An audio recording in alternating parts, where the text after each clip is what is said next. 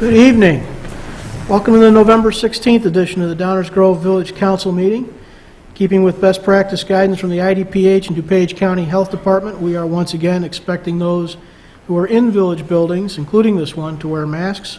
As is our custom, we'll begin the meeting with the Pledge of Allegiance.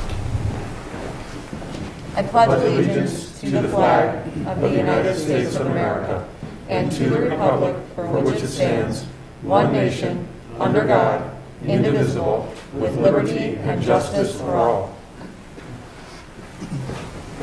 Emily, would you please call the roll? Mayor Barnett, Here. Commissioner Jose, Here. Commissioner Wallace, Here. Commissioner Sadowski-Fugit, Commissioner Covaney, Here. Commissioner Gilmartin, Here. Commissioner Glover. Okay, we have a quorum tonight, although we're a little light.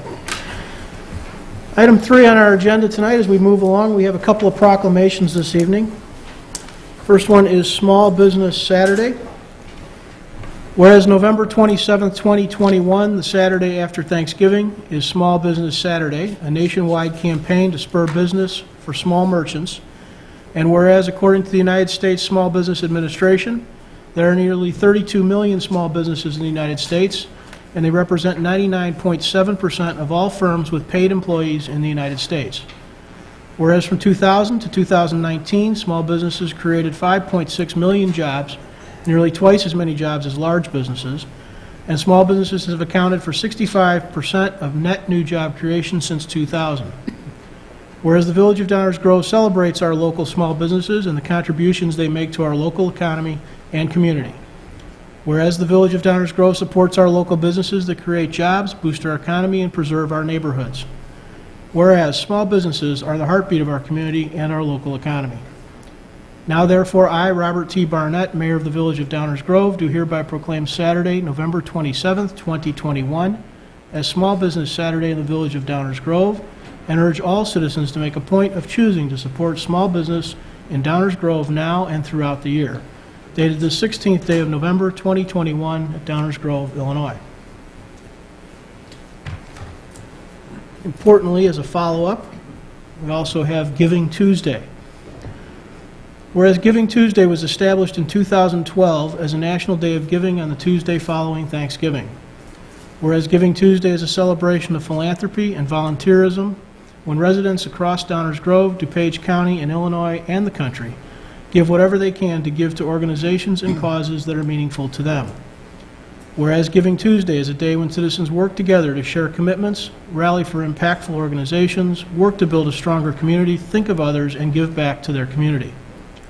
Whereas on Giving Tuesday and throughout the year, it is important to recognize the tremendous impact that philanthropy, volunteerism, and community service make on our community and the lives of our residents. Whereas Giving Tuesday is an opportunity to encourage all businesses and residents of Downers Grove to serve others throughout this holiday season and to take this time to dedicate themselves to service throughout the year.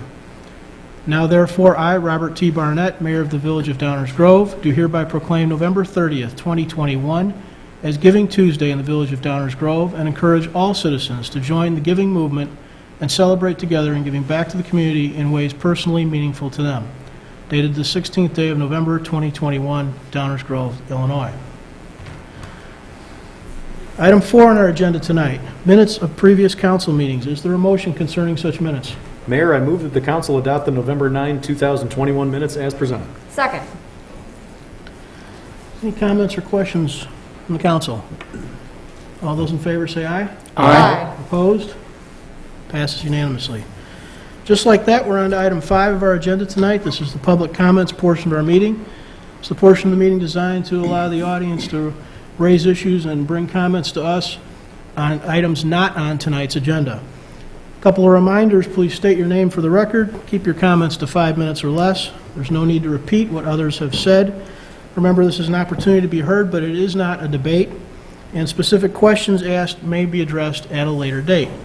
With that, if there's anyone with something on their mind that is not on tonight's agenda, please make your way down to the podium.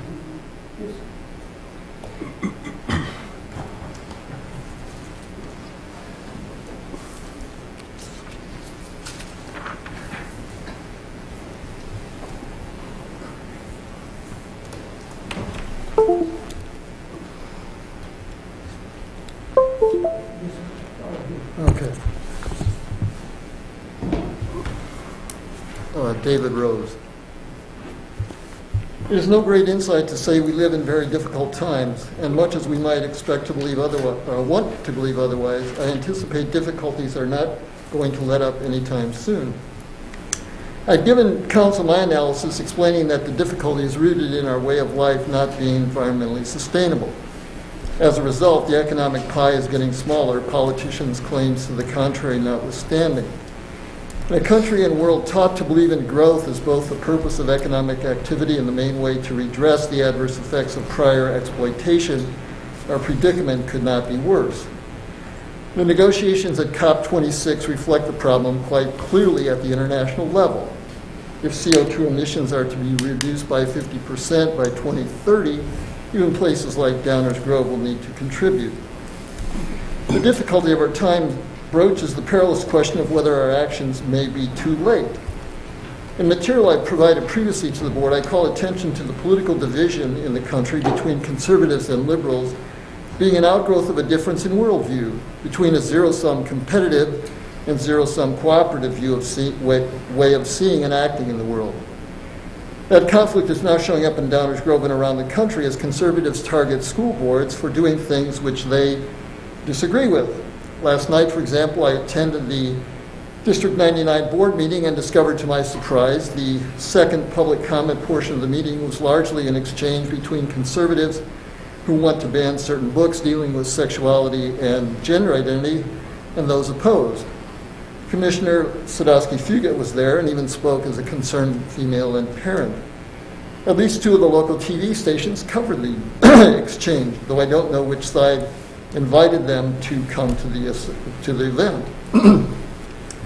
With the wide availability of information these days thanks to the internet, it's not quite clear why anyone would claim to want to ban books as a way to protect our children. The Conservatives' rally last evening was in fact a follow-up to similar such efforts at previous board meetings in which they expressed opposition to teaching about the nation's systemic racism in any but the most innocuous let's move on fashion. For anyone who pays attention to political news, one recognizes these actions are part of a nationwide effort by conservatives to rally support for their assorted grievances and in so doing energize their base for the upcoming 22 and 24 elections. What makes our current situation so perilous in the context is the context in which these battles are being waged. To repeat, the economic pie is shrinking. So the unavoidable political economic task is figuring out how to share it. Not surprisingly, those comfortable in their way of life don't want to give up any of it, whether they came to it fairly or by hook or by crook. While the mainstream media avoids characterizing matters quite so bluntly, perusal of non-mainstream media outlets reveals both sides now view the other as fascist, not figuratively, literally. Each sees the other as perfectly willing and able to steal elections, which is to say ours is a very dangerous time for the well-being of democracy. Democracy is supposed to be ruled by the majority, but we see conservatives in the U.S. continuing to work hard to entrench through a variety of means, most notably sympathetic Supreme Court decisions, unlimited campaign contributions, and voter suppression and distortion of various sorts, including gerrymandering, ruled by their minority. And to repeat, the point of it all is to hold on to, as long as possible, to an outsized share of a shrinking economic pie. I bring all this to Council's attention because to me it's all connected to the goal of living environmentally sustainably, which is to say, Council can continue to turn a blind eye to these developments and to do nothing and hope that the license plate readers will keep the bad guys out and that the rest of the world will continue to function smoothly enough that the goods we need in order to survive will keep showing up in our grocery and retail stores and on our doorsteps. Or if Council can recognize Downers Grove is not above the fray and we need to start asking ourselves, what is Downers Grove prepared to do to help figure out how to share equitably in a shrinking economic pie? Or does Downers Grove stand by and watch as we tear ourselves apart because what else can we do when the political right rejects that goal outright?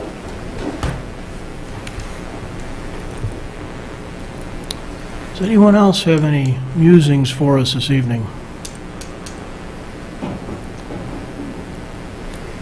Gordon, welcome. Good evening, Mayor Burnett, council, and staff. I'm Gordon Goodman. I live at 5834 Meadow, and I would like to talk to you briefly this evening about former Downers Grove school sites. Actually, The other one. if we could look at the second. Yes, this topic is one that I think was raised at the Coffee with the Council. Dr. Goodman, could you move the mic down a little more so sure. we could hear you better? Is that better? Perfect, thank you. Oh, good. Thank you, Commissioner Jose. Yes, at the council coffee on Saturday, several people appeared and spoke at length about this, and I was very moved by the discussion. And since I've been around for quite a while, I thought it might be useful to remind everyone of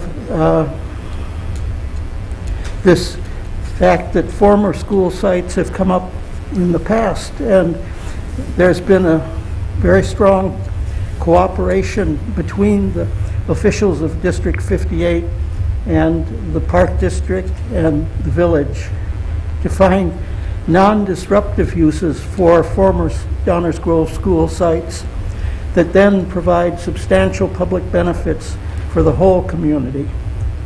The next slide shows perhaps the first very successful adventure in that. And this is Constitution Park and Lincoln Center, the former Lincoln School on Maple Avenue near the intersection of Maple and Main. And of course that building has been a real bear for the Park District to keep up and improve. But it's been worth the effort, I believe, to the whole community. It provides one of the only auditoria in Downers Grove that have been used by our performing arts groups. It provides many, many rooms that are helpful for community groups like ours. Pierce Downers Heritage Alliance meets regularly in Lincoln Center, as many other groups do, senior citizens, and it's a tremendous benefit to the community as a whole. So it was really worthwhile that the Park District and the District 58 cooperated in order to maintain this public building as a public resource and not disrupt the neighborhood of this site by converting it into some commercial or residential use. This next slide reminds us of the Washington Park, which was the site of the former Washington School. For a long while, Washington School was actually owned by the Park District and operated as a second community center like Lincoln Center, but eventually it became much more desirable to have the open space rather than the building, and the building was just too costly to keep improving and maintaining. So it was removed, and the village and the Park District cooperated to solve a major water management problem in this part of the village by improving the park with water management facilities. And so Washington Park now provides amenities in the northwest corner for local residents. It's a community playground, and it has a beautiful fountain in it. In the southeast corner, it has a baseball field, and the whole site acts as a water management release for the entire well-established neighborhood. Currently, though, the third site is the Longfellow School site, which is the very, very heavily wooded site, and again, a very well-established neighborhood, one of the first residential neighborhoods of Downers Grove. And so a disruptive use at this site will be particularly disturbing to the community as a whole, whereas if, again, cooperation between our local governments and special purpose districts can be worked out to preserve this as a public site, it can have many, many benefits, including the preservation of a substantial number of mature trees, which I understand is, in light of the COP26 and other scientific reports, a very important feature in achieving sustainability. So I'm here to encourage the village, even though it is maybe 10 minutes to midnight, to get into the discussion about how to preserve this public resource as something that will provide continuing public benefits for our community. I think it can be done with a relatively small investment of public funds, maybe on the order of the investment that we made in Lyman Woods by cooperation between the village, the Park District, and in that case, the Forest Preserve District. But I believe that kind of precedent in our community is one that has made our community great, and I encourage you to continue it, even though it is difficult at this time. It should be a high priority for you, in my opinion. Thank you. Thank you, Gordon. Anyone else? Subjects not on tonight's agenda? Okay, we'll move on then to the mayor's report. Just a few brief comments. On Thursday, November 26, 1789, President George Washington issued a proclamation for a day of public thanksgiving and prayer. Beginning in 1863, President Abraham Lincoln encouraged Americans to recognize the last Thursday in November as a day of thanksgiving. A few years later, in 1870, Congress followed suit by passing legislation making Thanksgiving a national holiday, and in 1941, House Joint Resolution 31 officially set the last Thursday in November as the National Thanksgiving Holiday. Through the years, Americans have celebrated Thanksgiving in many ways, increasingly seeking ways to give back. With last year's Hunger and Homelessness Proclamation read by Mayor Pro Tem Jose, and this week's Small Business Saturday and Giving Tuesday proclamations, I hope you're seeing a theme.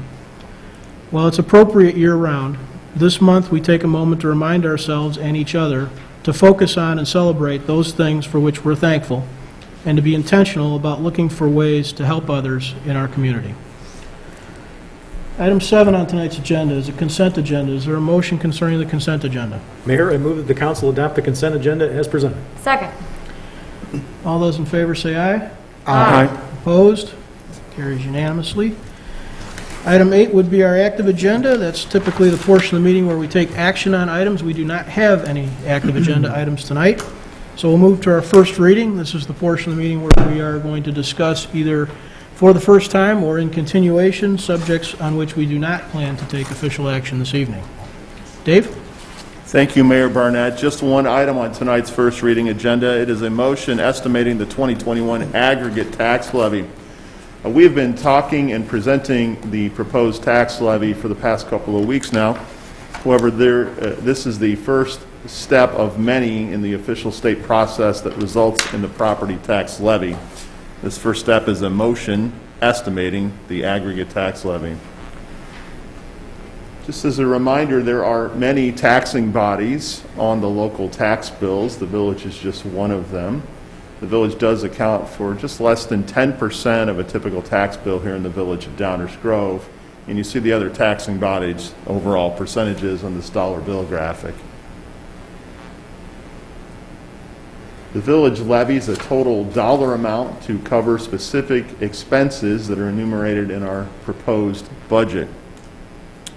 You can see that the proposed levy for this year, 2020, technically the 2021 levy, which is collected in the following year, is proposed to be $16.89 million. That is up $1.1 million from last year's levy. That's an increase of about 6.95%. It is driven entirely by increases in required contributions to public safety pensions. Those contributions are set by state law.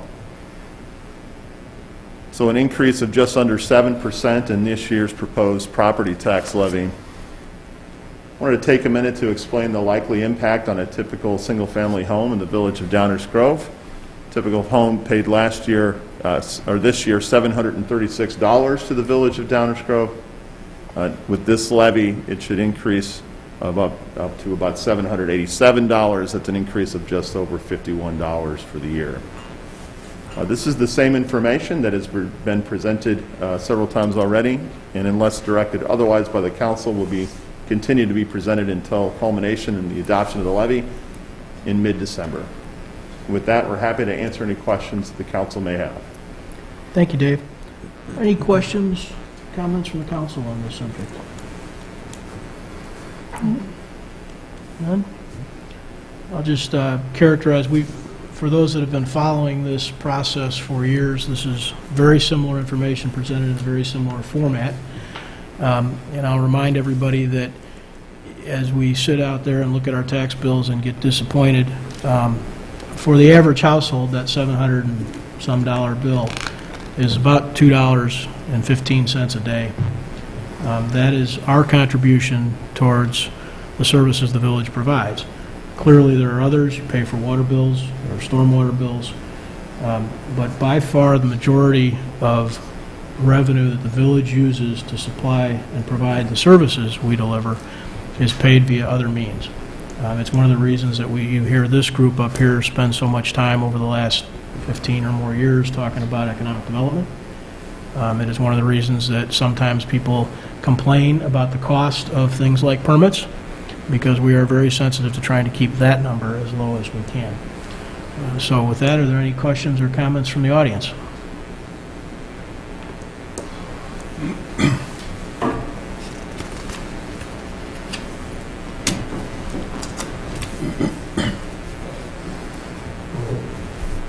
Hello again, Gordon Goodman, 5834 Midaw. And I really have enjoyed living here since 1962. And I really value the council's and staff's management of the finances of the village, and keeping the cost to residents down is very important. But I would like to say that the reason we do have a village government is to provide services for the residents. And it's very distressing to see that although it's a worthwhile and justified cause, the payment of pensions is rising very strikingly, while the village council has not had adequate time to think about providing additional benefits to the residents. If we didn't have that increasing cost associated with pensions, we might be able to think again the way we did with the institution of the lodging tax. For the visitors tax provided the village with resources that were used for a period of time for such things as community grants, supporting activities that were really important and made the community even more desirable place to live. Now, I'm hoping that in the future, the village will look to expand services like that because they do benefit the residents, and it's important for the community to have more than good streets and proper policing, fine fire protection. This community has a culture too, and it is important for the village to support that culture through its government as well as its park district and schools. And just as we should cooperate and seek cooperation between those authorities for such things as deciding the utilization of former school properties, we should also seek cooperation between the authorities to enrich the culture of the village. And I'm disappointed that that seems to have faded from the attention of village officials. And speaking for myself, I'm hoping that that will again be part of the future of the village, and the village government will take a vibrant role in that activity. Thank you. Thank you. Anyone else on the levy? I'll second what Gordon just said, excuse me, about encouraging the council to try to enrich the larger life of the village. But I do have a specific question regarding the pension and the pension obligations going forward. I know you've been asked about this other times. I guess at this juncture, I would find it helpful if there were some way for staff to begin to lay out scenarios, fiscal scenarios going forward. Because as I recall, the law is set up in such a way that there's a significant ramp up sometime down the road. And I think I personally am, I would like to believe others in the village would welcome seeing what the financial obligations are of the pension system over the long run, not just on a year-to-year basis, but if we put in this much this year, what is that going to mean down the road? Part of my reason for suggesting this is that I would assume if we were able to put in more or chose to put in more early on, that would reduce the amount that needed to be put in later. And in order to gauge the significance of that, I personally believe it would be helpful to see scenarios of, on a 5-year basis through the end of whatever the period is at which time pensions will be 100% funded. We haven't done that up until now, and that's part of the reason this body and the state as a whole has gotten into this hole that we have with respect to pension obligations. Anyone else on the levy subject? Council, Greg? Thank you, Mayor. Excuse me. Thank you, Mayor. Touching on a couple of the topics that were brought up, there are a lot of different things that go into the pension obligations. As has been said many times, Springfield controls those benefit obligations. But I want to make no mistake, our police officers and our firefighters earn every benefit they get. And we have some of the best police department employees and fire department employees in the country, and we should be very proud of it. There are a lot of different things that go into this in terms of the mortality tables and investment returns, things like that. But the bottom line is, the things that the state of Illinois has done in order to get into a lot of pension trouble, like not making required pension contributions, are things that the Village of Downers Grove has never done. We make the required contribution like clockwork every year, and it's because we put it on our property tax, which is required by law, and continue to make those payments every single year. And with regard to the culture of Downers Grove, I think one of the things that is a hallmark is the great people and the way we take care of each other. We are truly a community. And I think one of the things that we have done, excuse me, that it demonstrates that recently is the reinstitution of having a social worker. And this is a new benefit in the last, well, we haven't had one in probably a dozen years or so, before very recently. And I think this is a good development, and I think it's at least one example of the things Dr. Goodman was talking about in terms of taking care of our community. I think it's right that we did it. And by the way, we did it without raising the operations levy. So, we may not see all of the changes that you're looking for all at once, but we are taking steps, and I think it's right that we did. Thank you, Mayor. Thank you, Greg. Anyone else? Sure, come on back. It's somewhat related in the sense that I attempted to, at whichever meeting you voted on the contract, to look at the substance of the contract, and the link at the time that I looked for it came up with a blank page. Was that by design or was that by accident?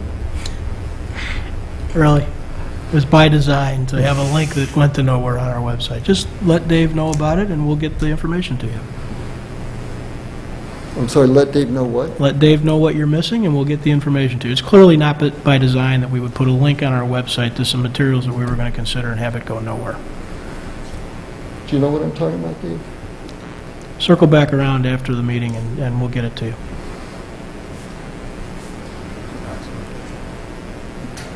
Anyone else? Okay, we'll move on, Dave. That ends our first reading, Mayor. Thank you.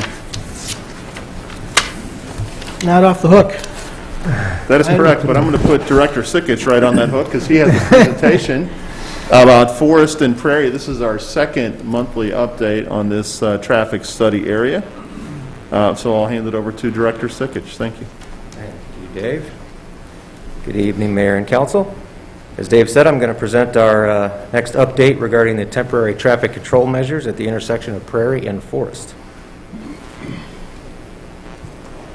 So as we know, the intersection of Prairie and Forest is located just west of the traffic signal at Main and Prairie. The first several slides in this presentation is information that you've seen several times before. So unless anybody wants me to cover that background again, I'll just skip ahead to the new stuff. That sounds okay. So these are the background slides that we've seen before. This brings us up to today. So the initial temporary improvements were installed in September, and then staff took follow-up counts in October. On October 12th, staff presented those findings, and the council directed staff to remove the barriers at Forest and replace them with a stop sign, thus creating a four-way stop at the intersection. At that same meeting, council also approved permanent all-way stops at Lee, Oakwood, and Saratoga, as well as marked pedestrian crossings at Sealy, and a speed limit reduction to 25 miles per hour. All of these were done on October 22nd. All of the physical changes were made on October 22nd. And this slide shows what I'm talking about. So these are the improvements that have been in place since October 22nd. There's the 3 all-way stops at Lee, Oakwood, and Saratoga, the crosswalks at Sealy, and the temporary 4-way stop here at Forest. So staff has subsequently taken additional traffic counts, and here are the key takeaways. Traffic volume on Prairie has continued to decline and is at about 77% of pre-improvement levels. The speeds on Prairie remain significantly lower than they were before the improvements. There have been no crashes on Prairie since before the initial temporary improvements were installed, and no reported backups onto Main Street. Traffic volumes and speeds on the surrounding streets have principally returned to pre-improvement levels. And the traffic volume on Forest from Franklin to Prairie is slightly lower now than it was before the improvements back in September. So now I'll get into a little bit more specifics. As we know, Prairie Avenue has typically carried between 5,400 and 6,600 vehicles per day. In the most recent counts taken in November, the traffic on this section of Prairie has decreased from 6,000 vehicles per day back in September to about 4,600 vehicles per day, which is a reduction of about 23%. And as was shown last time, we got similar numbers in November that the speeds on Prairie at this location have also been reduced dramatically. As we also know, Forest Avenue between Franklin and Prairie has historically carried between 1,600 and 2,300 cars per day. In the recent counts that were taken, just a few weeks after the removal of the barricade, traffic volumes on Forest were just over 1,300 vehicles per day. Prince Street between Franklin and Prairie has typically carried about 250 to 300 vehicles per day, and Saratoga has typically carried about 600 to 850 vehicles per day. In the most recent counts taken in November, the traffic volumes on both Saratoga and Prince from Franklin to Prairie were right around their pre-improvement levels, with Saratoga between 400 and 650 vehicles per day, and Prince at around 300 vehicles per day. I'd also like to note that the 85th percentile speeds on all of the surrounding streets that we are monitoring, such as Forest, Saratoga, Prince, Franklin, and Warren, are pretty much right where they were before the improvements were installed. So again, just to run through these key takeaways. Traffic volume on Prairie has continued to decline and is at 77% of pre-improvement volume.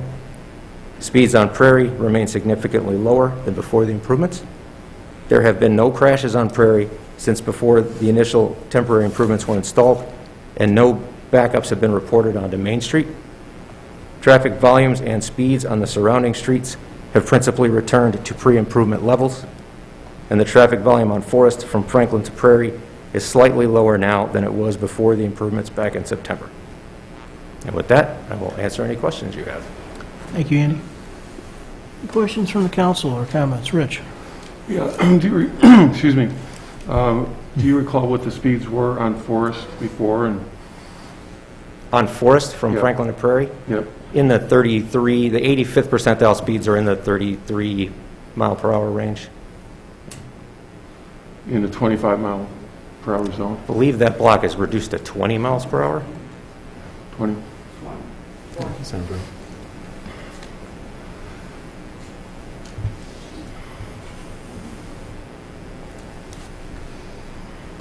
So it's Prince that was 25 miles per hour?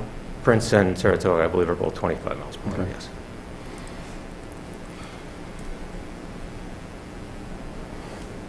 Other council comments or questions for Andy?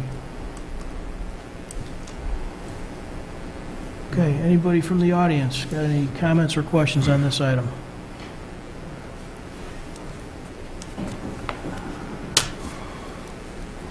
Good evening again. I'm Gordon Goodman.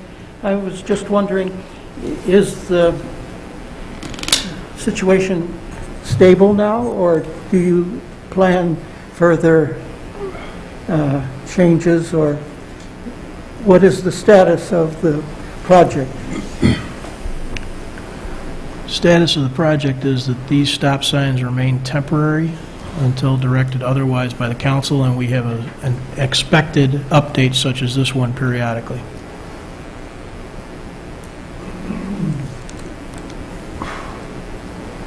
Good evening, guys and gals.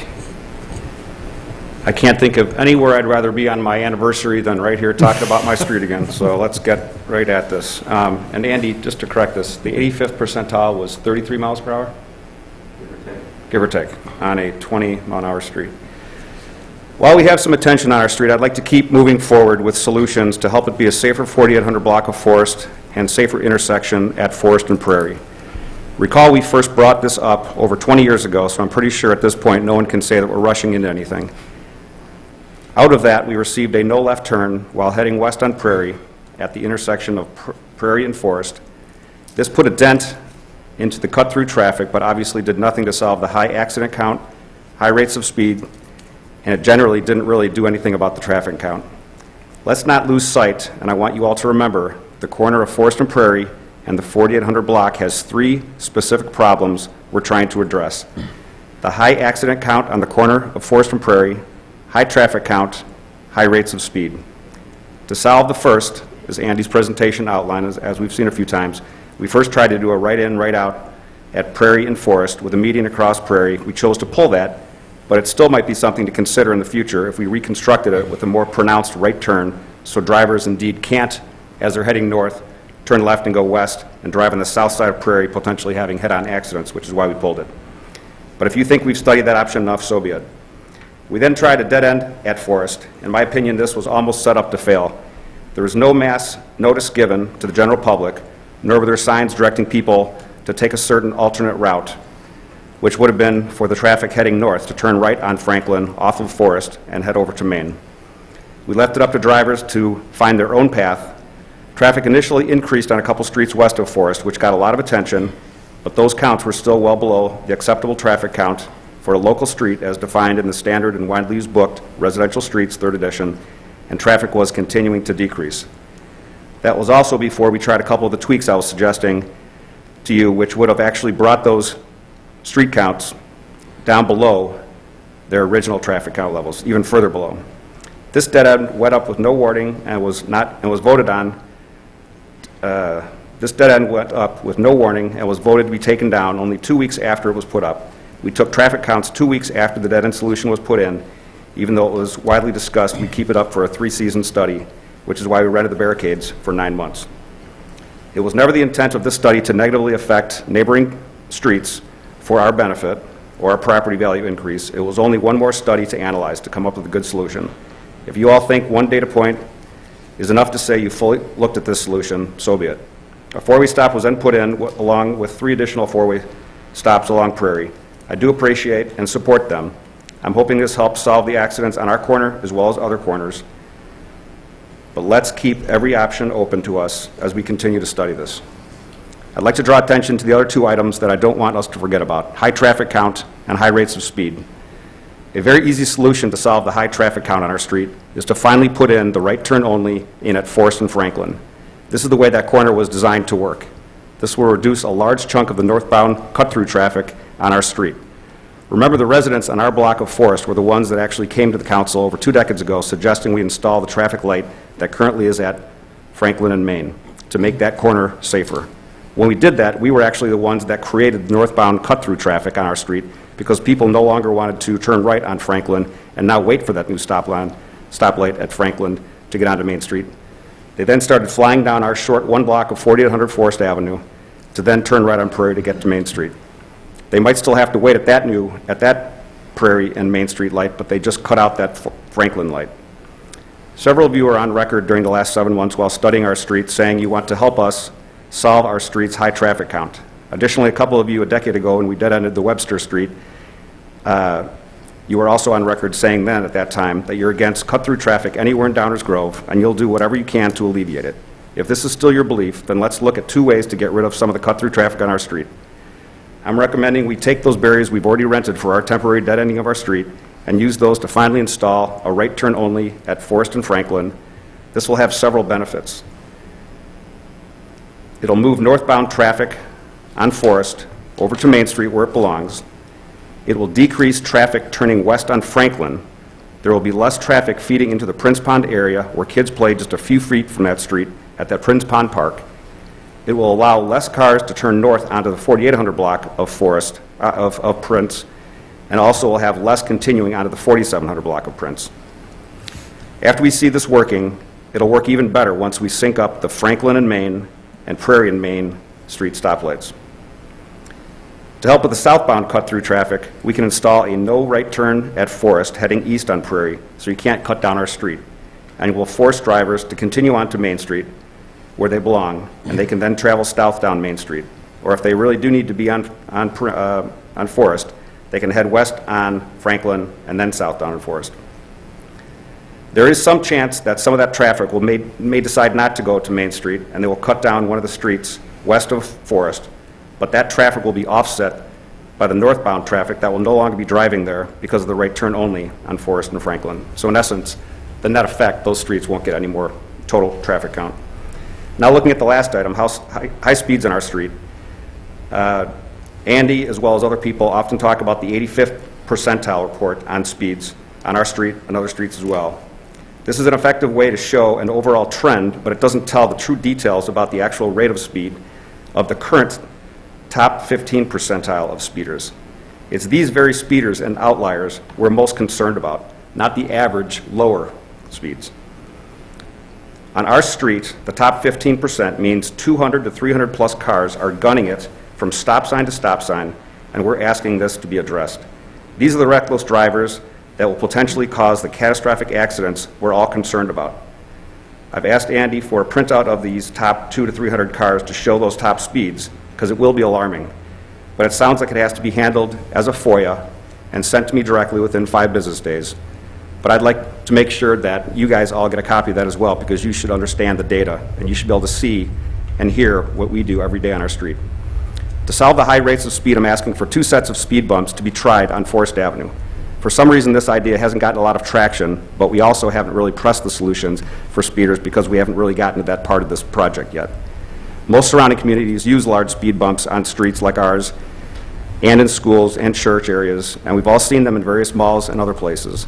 Large speed bumps don't affect snowplows. Plows just need to slow down ever so slightly, and there's no issues. Speed bumps have proven to be effective in slowing down traffic. For now, we can throw down smaller rubber ones before the snow flies, and once you see how well it works, we can install the larger permanent ones I'm referring to. This solution doesn't hurt anyone. It can only help us, so I can't think of a single reason why we can't just try this solution as part of the study for good solutions. So in summary, if you are all still truly wanting to help our corners' high accident counts, our high traffic counts, our high rates of speeders, and cut through traffic, I'm asking for 3 action items. A right turn only sign to be placed at Forest and Franklin, and use the barricades we've already rented to assist with that traffic moving solution. Second, install a no right turn at Prairie and Forest, so you can't turn south off Prairie onto Forest and force that traffic to Main Street where it belongs. Any potential minor additional traffic heading south on streets west of Forest will be offset by the northbound traffic no longer being there because of the right turn only on Forest and Franklin. Third, install 2 speed bumps at the 4700 block of Forest. This won't hurt anyone, and it'll keep speeders at bay, and they won't be able to gun it from stop sign to stop sign. These are only my 3 suggestions, and I'm humbly asking that you guys discuss this tonight and vote on these, and hopefully give them a try.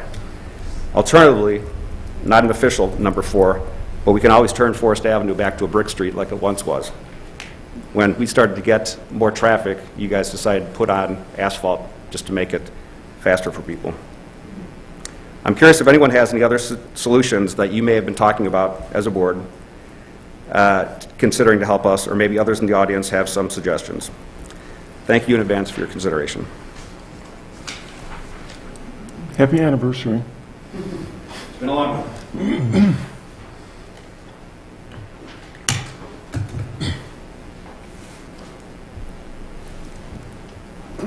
Steve Scarlatti, 4811 Forest. I just want to point out, just to add a couple things to what Tom had just said.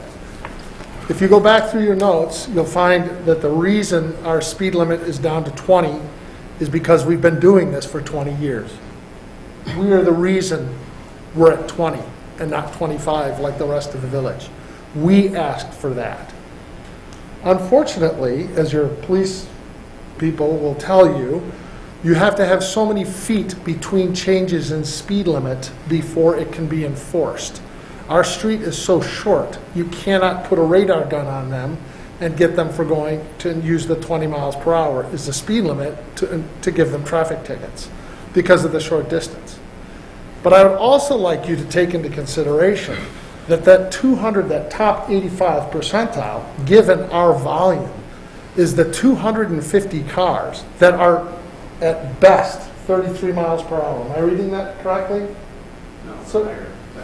No, that 85 percentile, the 33% is the average of the 250 cars that are coming down the street. That's just the top 250 cars. That's the average speed. So we all remember our basic math, right? That's not the mean.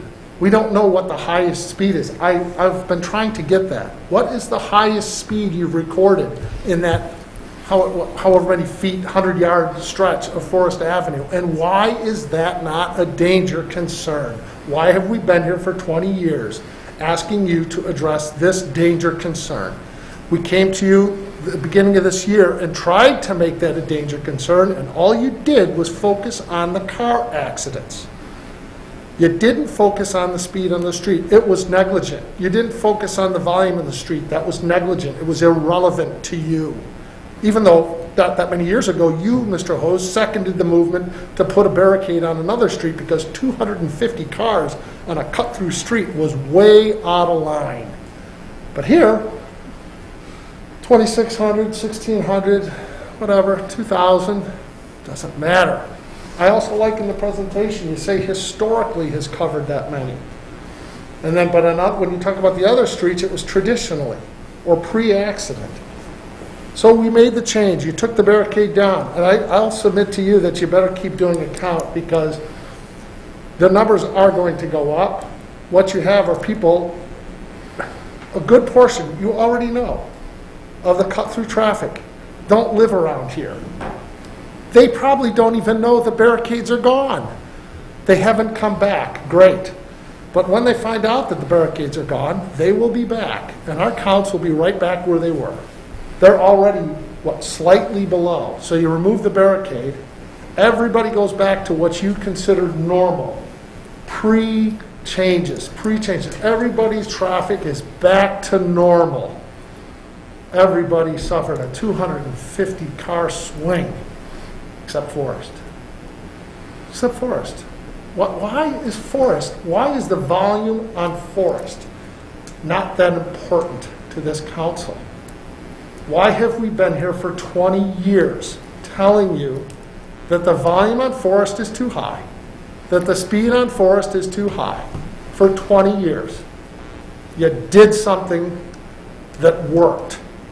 The numbers were really acceptable. I don't know why we're paying attention to the study that they gave us today.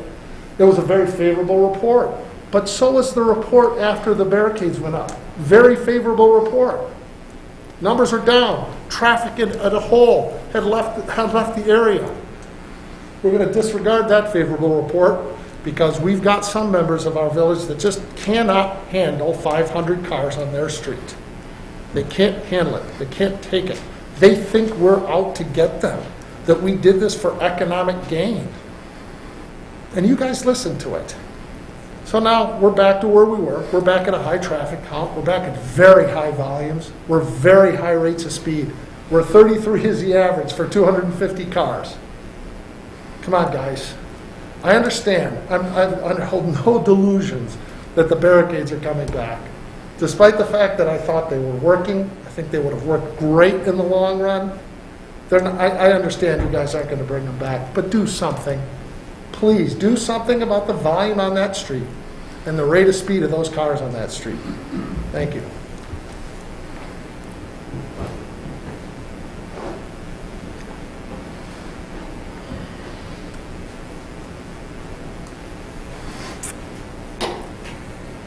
Mayor, Council, been here many times, huh? Thanks, Tom. Thanks, Steve. I agree with them completely on everything. I just want to give you some eyes because we get reports on counters. We, 4800 block of Forest, see it. Just letting you know, the stop signs, they're already running through the stop signs. They slow down, but they keep on going. All right, that's one. The left-hand turn, that's the normal. People are turning there. They did it before the street was blocked, before we did anything, and they're still doing it. And those people that do that, they're flying down our street. But they fly going south, they fly going north. They're in a hurry. They're trying to beat the lights, trying to beat the traffic. Please understand this. These are my eyes. They're rolling through the stop sign right now. Not only right, but they're also doing it left-hand turns onto Prairie, off of Forest. It's happening. Not going to take long. Not going to take long. Heads up. That's all I'm saying. One other thing. What about us? I say, what about us?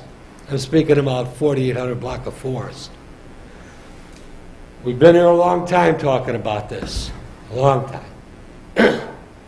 Yes, the people west of us, when our street was blocked off, they cried out. We before we blocked the street off, several of us came up here and said, we have to do something about traffic going west when our street is blocked off.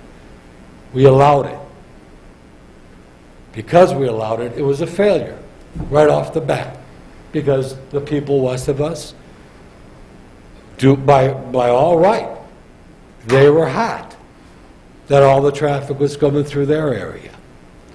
But we asked for that not to happen when we blocked the street off. So again, we took care of Prince now because we put the stop signs, traffic's back. And it will build, I agree on that. Just wait till more and more people know it's not blocked off. They're going to come back. So again, I say to this mayor, this council, what about us? What about us? Thanks.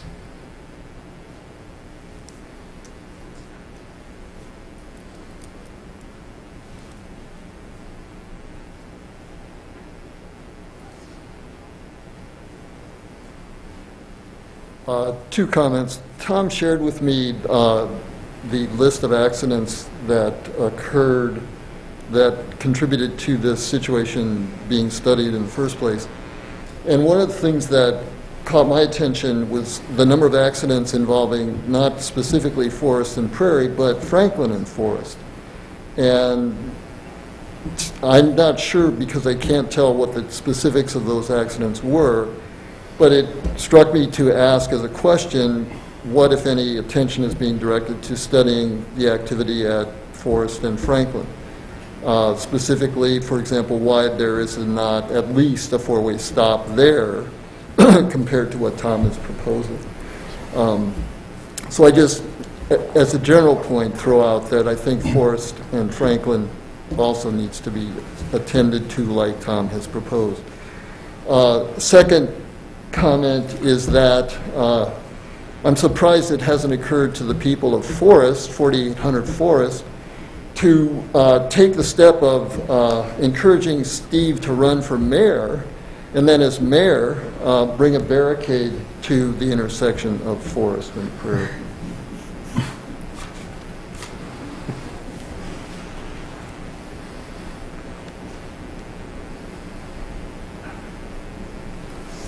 Made sure to make a note of that.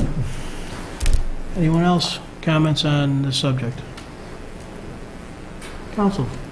Chris, please. Of course. Oh, I'm sorry. Debbie Scarlatti, 4800 Blackwood Forest. I think what we have 30 years, 20 years, whatever, of just bad behavior from people, and we need to help them learn new behavior. I think everyone needs to remember that. Whatever, if please, you guys do something to help Forest. You're going to have to be proactive, which I'm sure you all know, but you're going to have to make alternate. You're going to have to force people to change. They're not going to just willingly change. That's not how human beings are, especially in today's world, for whatever reason. So please take the time to help people make that change. I know when the barricades went up, there was no warning to even the 4800 block of Forest that today they were going up. I came home from work, and I work on the south side of town, and I myself was discombobulated.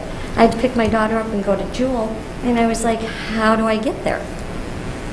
I figured it out, and I figured it out by not going Franklin to Prince or Saratoga, because I knew that wouldn't be fair to them. So I went to Maine, which actually became not a problem. But I think everyone needs to learn that taking Main Street isn't a problem. And I do think fixing the lights so that when Franklin is green, Prairie and Main, or whatever that is, Prairie and Main will be green, so that people don't have to panic that they're going to turn on Main and now they're going to be stopped. They can turn and keep flowing. That's it. Thank you. I know it's been a long several months.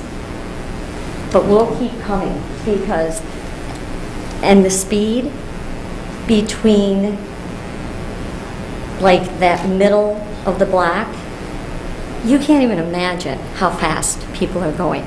Come sit in my front porch and watch it. And back 20-some years ago, we did. We asked for the brick streets to be back to help with the speed. And I think it was Commissioner Gilbert said to us, you would be very unhappy with brick streets because the amount of traffic you have down your street, the noise would be deafening. I mean, is that a solution? Thank you. Just one quick thing. I just want to make sure, David Rose, the answer to the whole Steve thing, that's between you guys. But the reason that there's not a four-way stop at Franklin and Forest is because that's by design. That's an S-curve, and there's so much traffic coming down south on Main Street, and it's turning westbound on Franklin and then south down there. If you put a stop sign there, you would immediately have backed up cars all the way on Main Street going up 2 or 3 blocks, and that's just not that's not something I think we should even consider, but that's my opinion.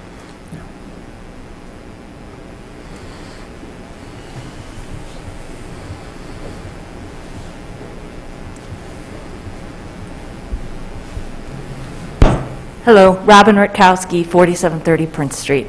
I hope they get their speed bumps. It sounds like quite a problem with the speeds on there, but I do have a question that I don't think you can answer in this moment, but just something to think about. Who is allowed to drive on the 4800 block of Forest and have it be acceptable? Who are the people who are allowed to ride on there? Obviously, there has been measures for avoiding the people who are just trying to cut through, but who are the people who it's designed for the people to drive on? So, just a simple question. Thank you.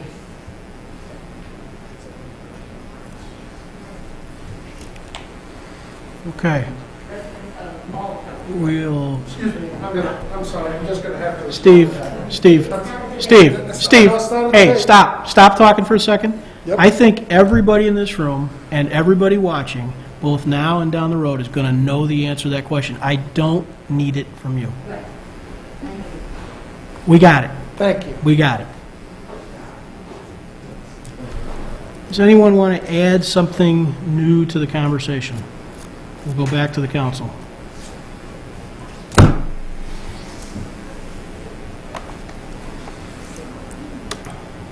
Let me reply to what Tom said in the following way. If we were anticipating that there might be a backup at Main and Prairie because of the stop sign at Forest and Prairie, it's not clear to me what the difference between that is and what a backup further south on Main and Franklin would be if there was a stop sign at Franklin and Forest for the traffic going west on Franklin. I recognize the issue of the backup, but that would occur only at certain times of day, and for the people who are heading north, going onto Forest at that intersection, going through on Forest through that intersection, they're gunning it in part just to get through the intersection because of the traffic that's coming through. So that may in fact be more reinforcement for what Tom is proposing in terms of not permitting that at all.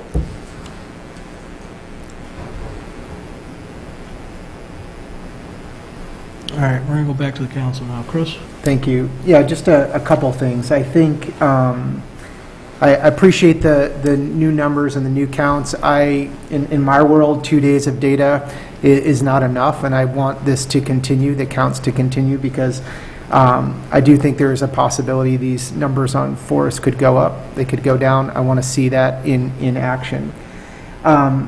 I think the math that I'm most concerned about now is, and I want to make sure I understand this correctly, that 33 miles an hour on Forest is the 85th percentile, which means an additional 15% are going faster than 33 miles an hour. So if the math from one of our residents is right, that's 200 cars, 200 plus cars. That's a lot of cars going faster, going more than 13 miles an hour faster. I am not trying to pit Prince against Forest, but that's your entire load on Prince exceeding the 85 percentile. That, to me, is way too much. I agree we have to address the speeds. I think that is hand in hand with the volume.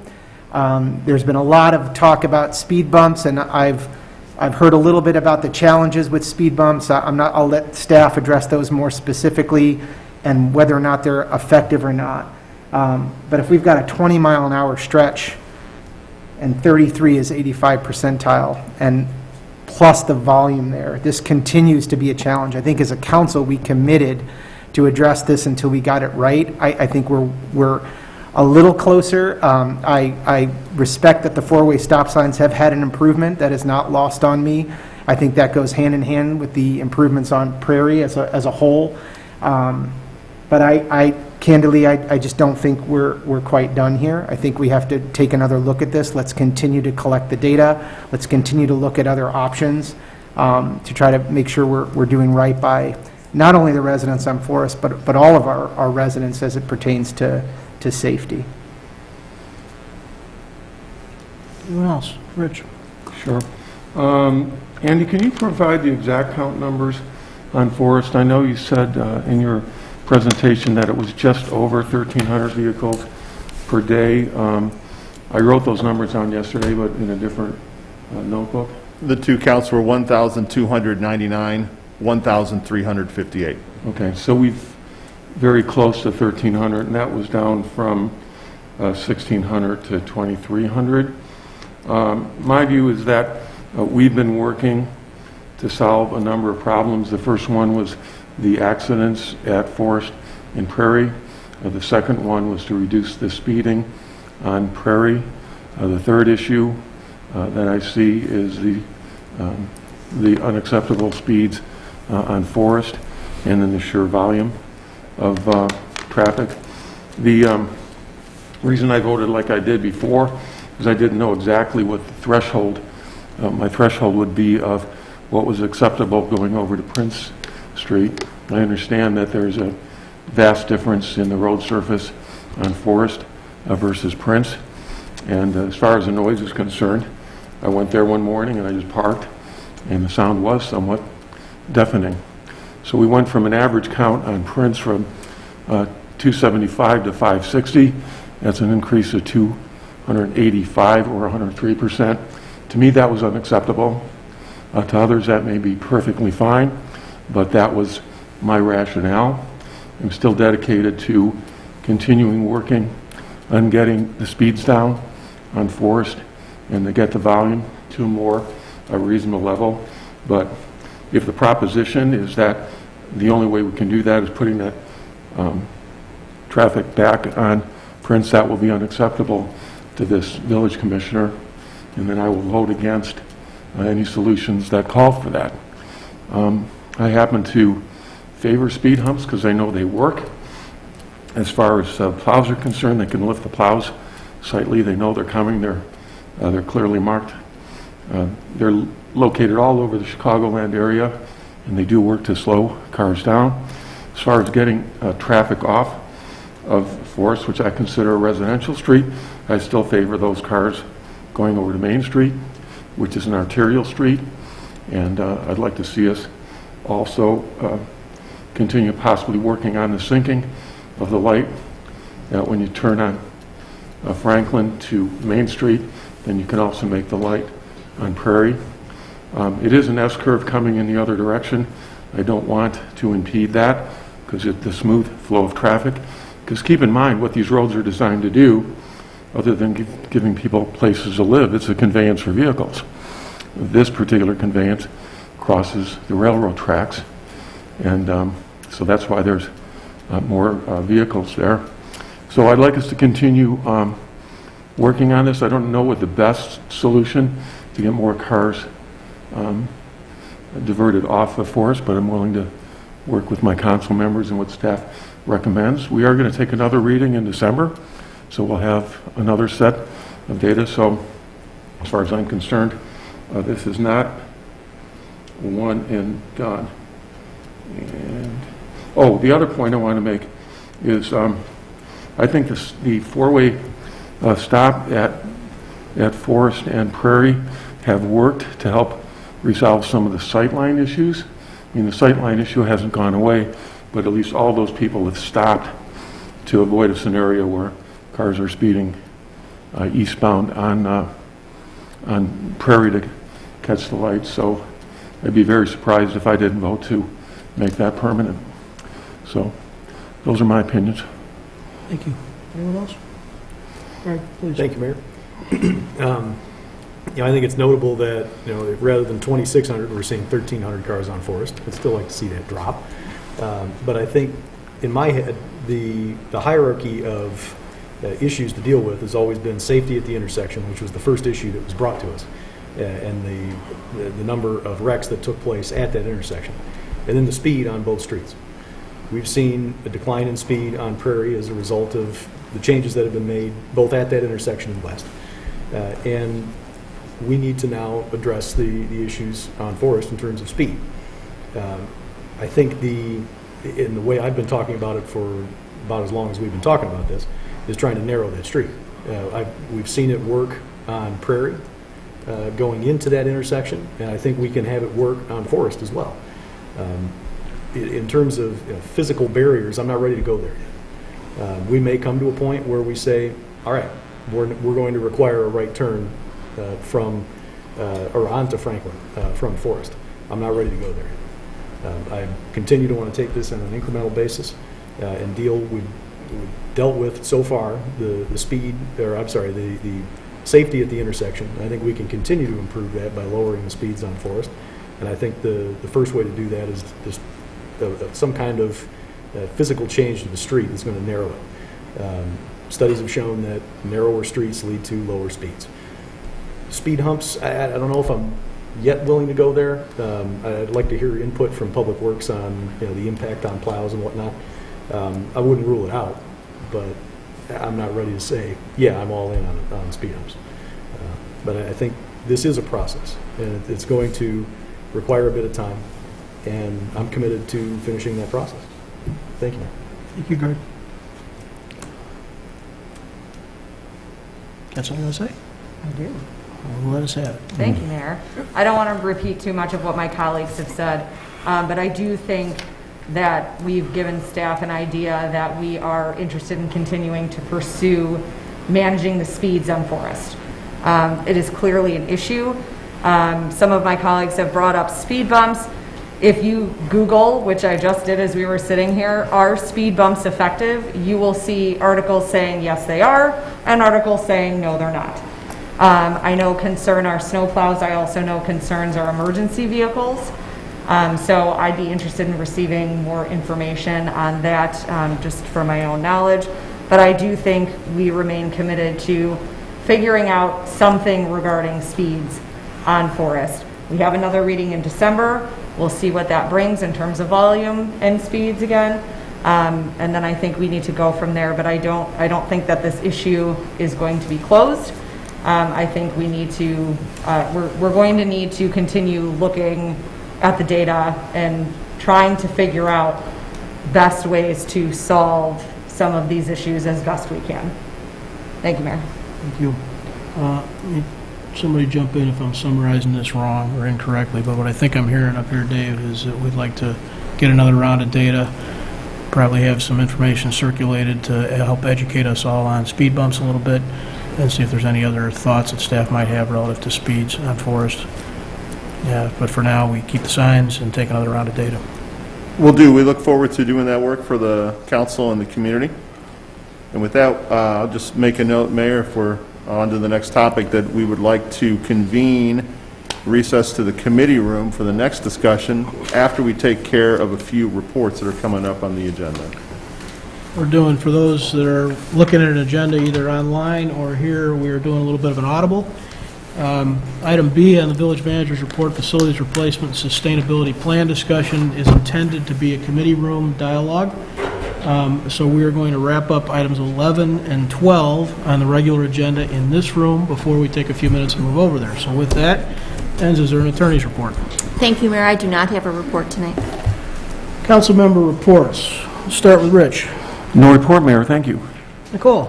Grove Express, price increases after November 19th, $35 until then. Please register at groveexpress.com. Thank you, Mayor. Thank you. Chris. No report, just good to see you back. Thank you. Good to be back. Greg. Thank you, Mayor. I'd like to echo that. It's good to have you back. And I'd just like to wish everybody a happy, healthy, and safe Thanksgiving, since this is our last meeting of November. We'll see you all in December. Thank you, Mayor. Thank you. With that, we'll take about a 5-minute break, and we will reconvene in the committee room.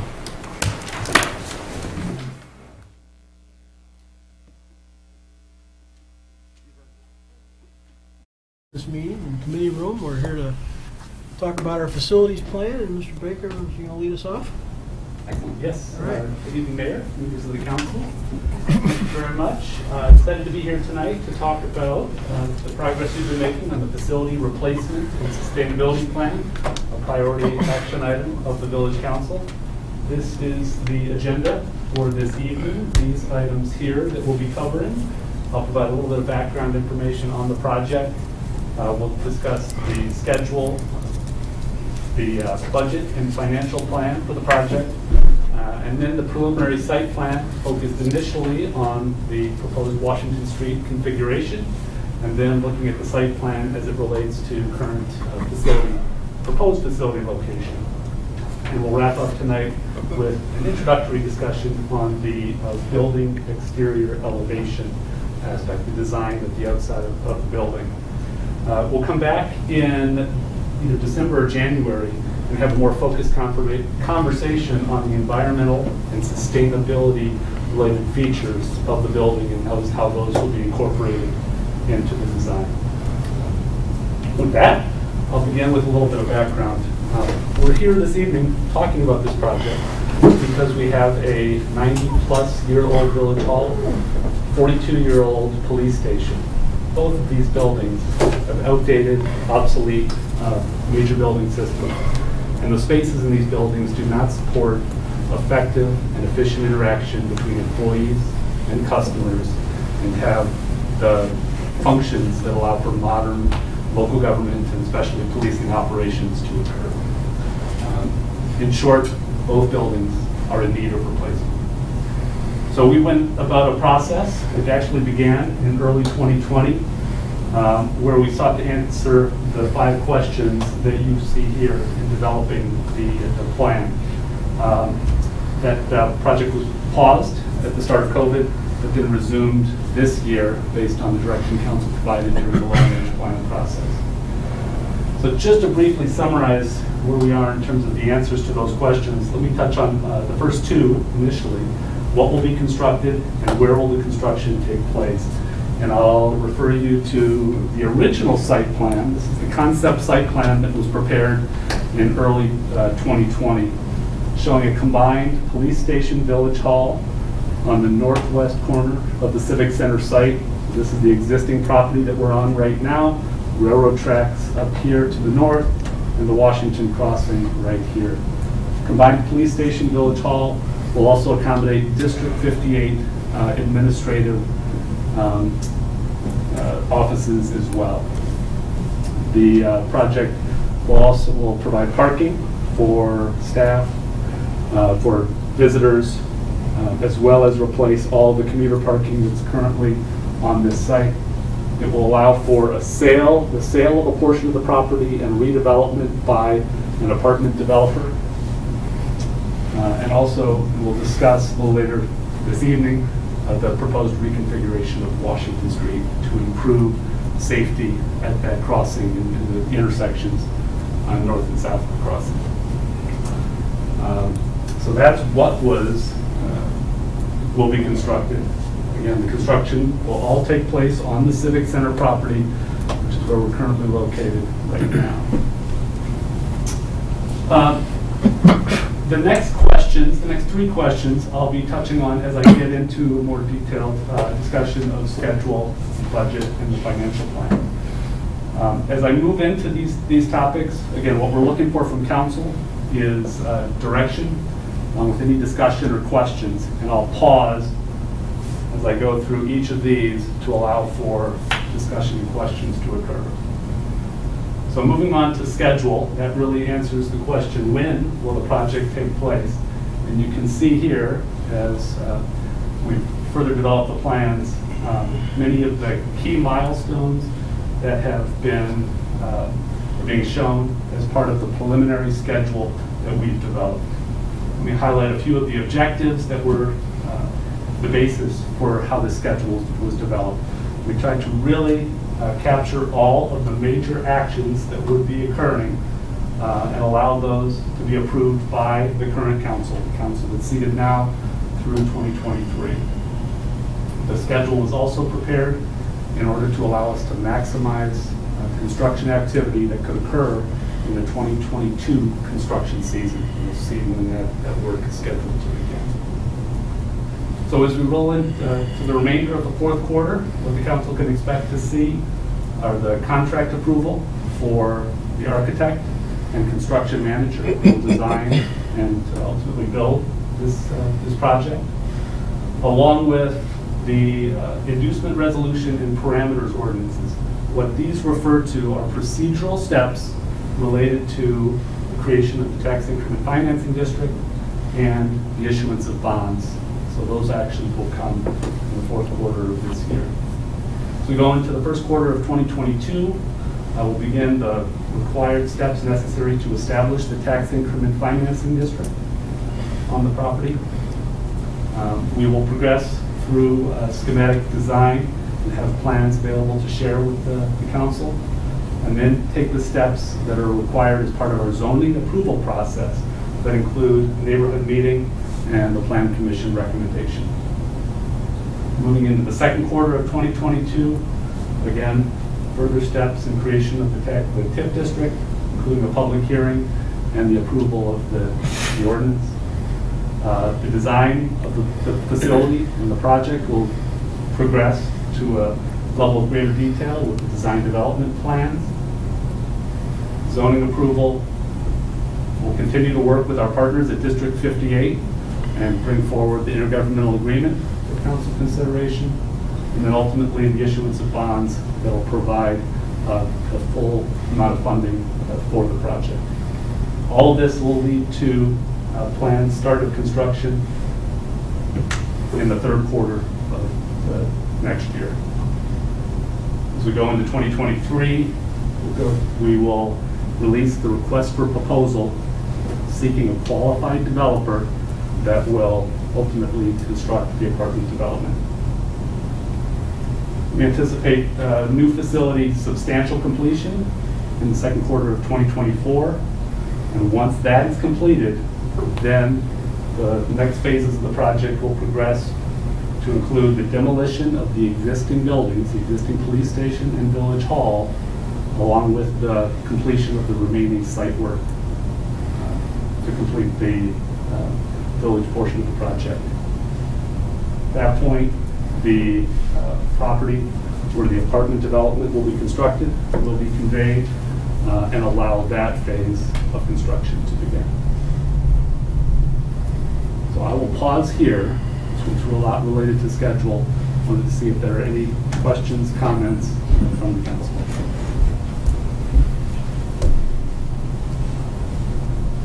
Greg, go ahead. Thank you, Mayor. You probably won't be surprised to hear this question from me. Is there any way we can move the construction start up? Q3, I'm just thinking that's got a lot of construction going on, sounds like in the winter, which gets tougher and potentially more costly. Certainly. Yeah, we were certainly trying to coordinate the design as part of the reason why we recommended the delivery method that we did, construction manager that allows the construction management firm to come on board early and assist with the process of coordinating design, bidding, and ultimately construction of the project to try to accelerate it as much as possible.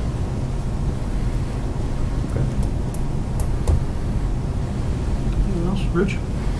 Do you have the schematic that shows where the police station is, the dotted line? Is that available? Where the existing police The station? existing, am I not So seeing it? it's a little tough to see, but the existing police station on this conceptual site Oh, I plan see it is now. shown right where I'm kind of outlining it in that location. Okay, I see it.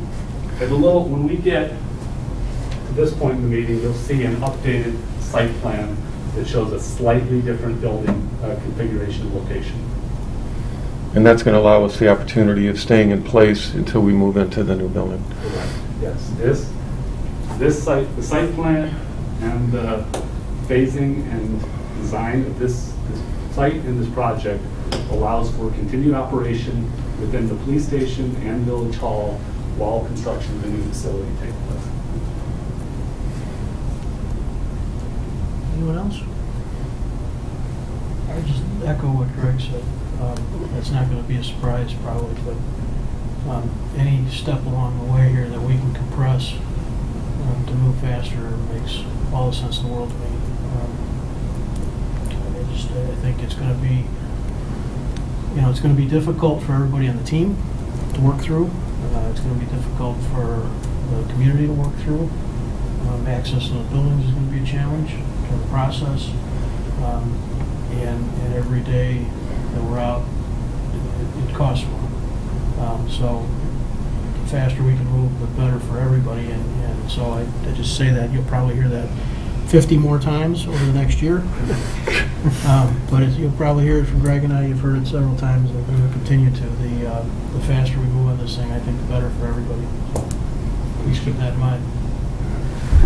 So, yeah, the placement of the new building, is that solely based on keeping the existing buildings operating while we construct it, or are there other advantages to where the placement is?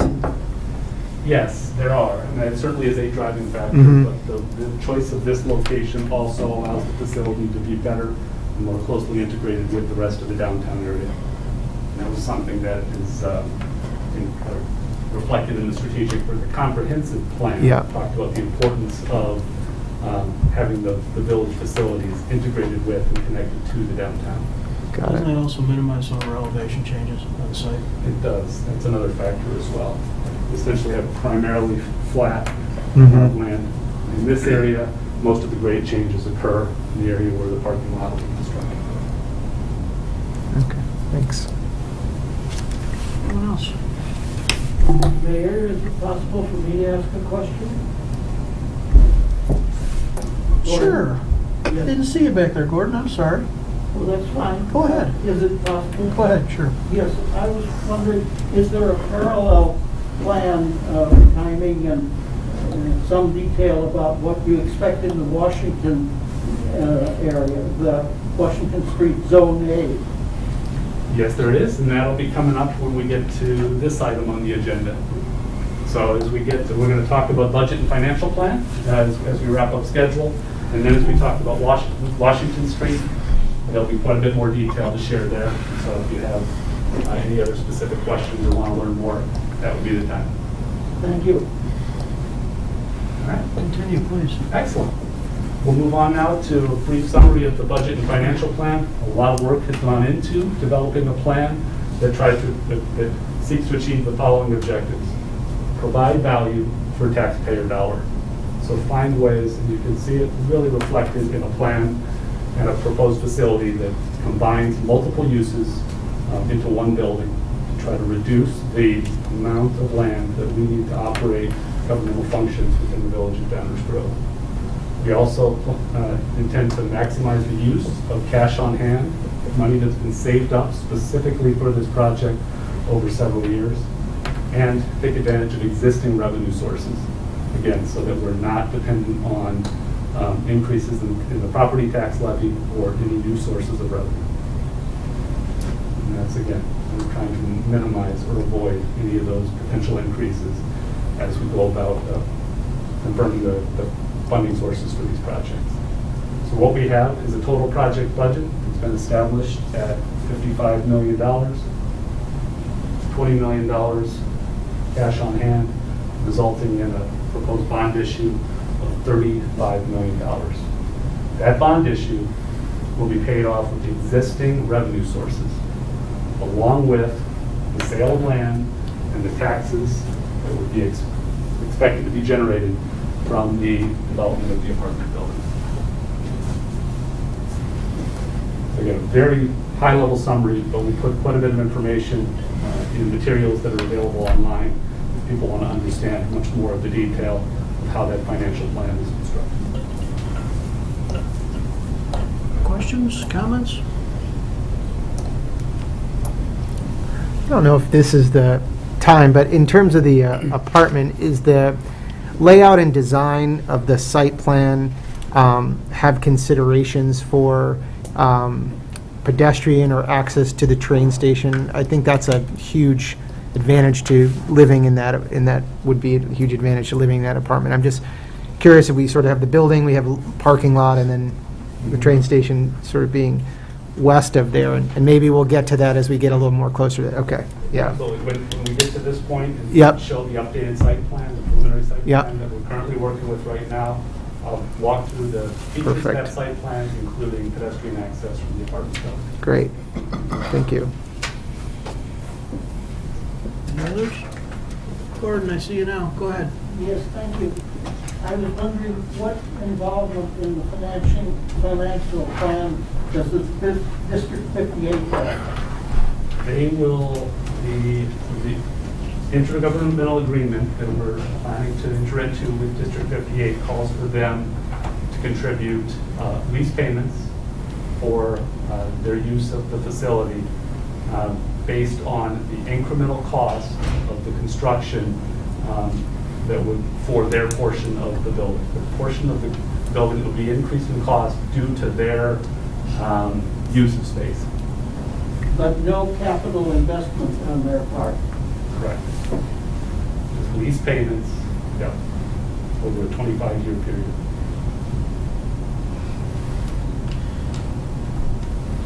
What else? All right, one more question. Do we have any sense of the, well, I'm sure we have a sense of it, the coverage of the existing buildings in square footage versus what we're consolidating to? Yes, we do have that information. I Okay. can certainly provide it to you. Generally speaking, consolidating? So the issue that we have is that the police department Yep. doesn't have nearly enough space. Yep. So their portion of the new building will be increasing pretty substantially. Sure. The village hall facility has much more space than we need in this building. Got it. So it'll better align and match the needs of all departments and operations within the village. Okay, great. David? How dependent is this on the TIF, and what are the factors in terms of people's determining whether the TIF flies or not, is approved or not? It's a source of funding, the TIF is, but by no means is it the predominant or sole source of funding to pay off the debt service obligations. So relying on multiple sources of revenue, the TIF is one of them. So that Proportionally speaking of the 35, is there a way to gauge or suggest what the TIF is expected to contribute? I don't. you can see the report that we put together. Is this online? It is, yes.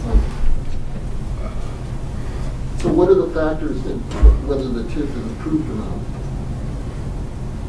So we've already been working to establish the criteria that we've shown that has been met to allow for the TIF to be created. Really, it's a matter of going through the procedural steps necessary to establish a tax increment financing district. What is the purpose of the public hearing on the TIF, for example? It's a required step of the process anytime a new tax increment financing district is created. But, okay, it's required, but what happens? You're just telling people you're doing it, and that's the hearing? I'm not clear. The TIF process itself is pretty well defined in state law. And so we'll go through that, I'm sure, in more detail as we get closer to the time we start conducting hearings. Everybody's analysis to this point believes that the TIF is appropriate under the definitions provided by the state. So with that, there are a whole series of hearings, not unlike the levy hearing tonight. There are a series of steps that have to happen from a public standpoint. We believe that it will qualify. That's what I guess I'm trying to understand, how you arrived at the idea that the TIF is the right way to go. So if I could just offer, under state law, there's certain qualifications that must be met in order to establish a TIF district. And as part of that public hearing process that we speak of, our consultant has completed an analysis to what extent those qualification factors have been met, and those will be qualified and quantified in that report and the subject of the hearing itself. At some point, there will have to be a finding that it does qualify. I believe this council makes that finding and then proceeds through the process. If the council feels that it does not qualify, then the TIF won't proceed. Thank you.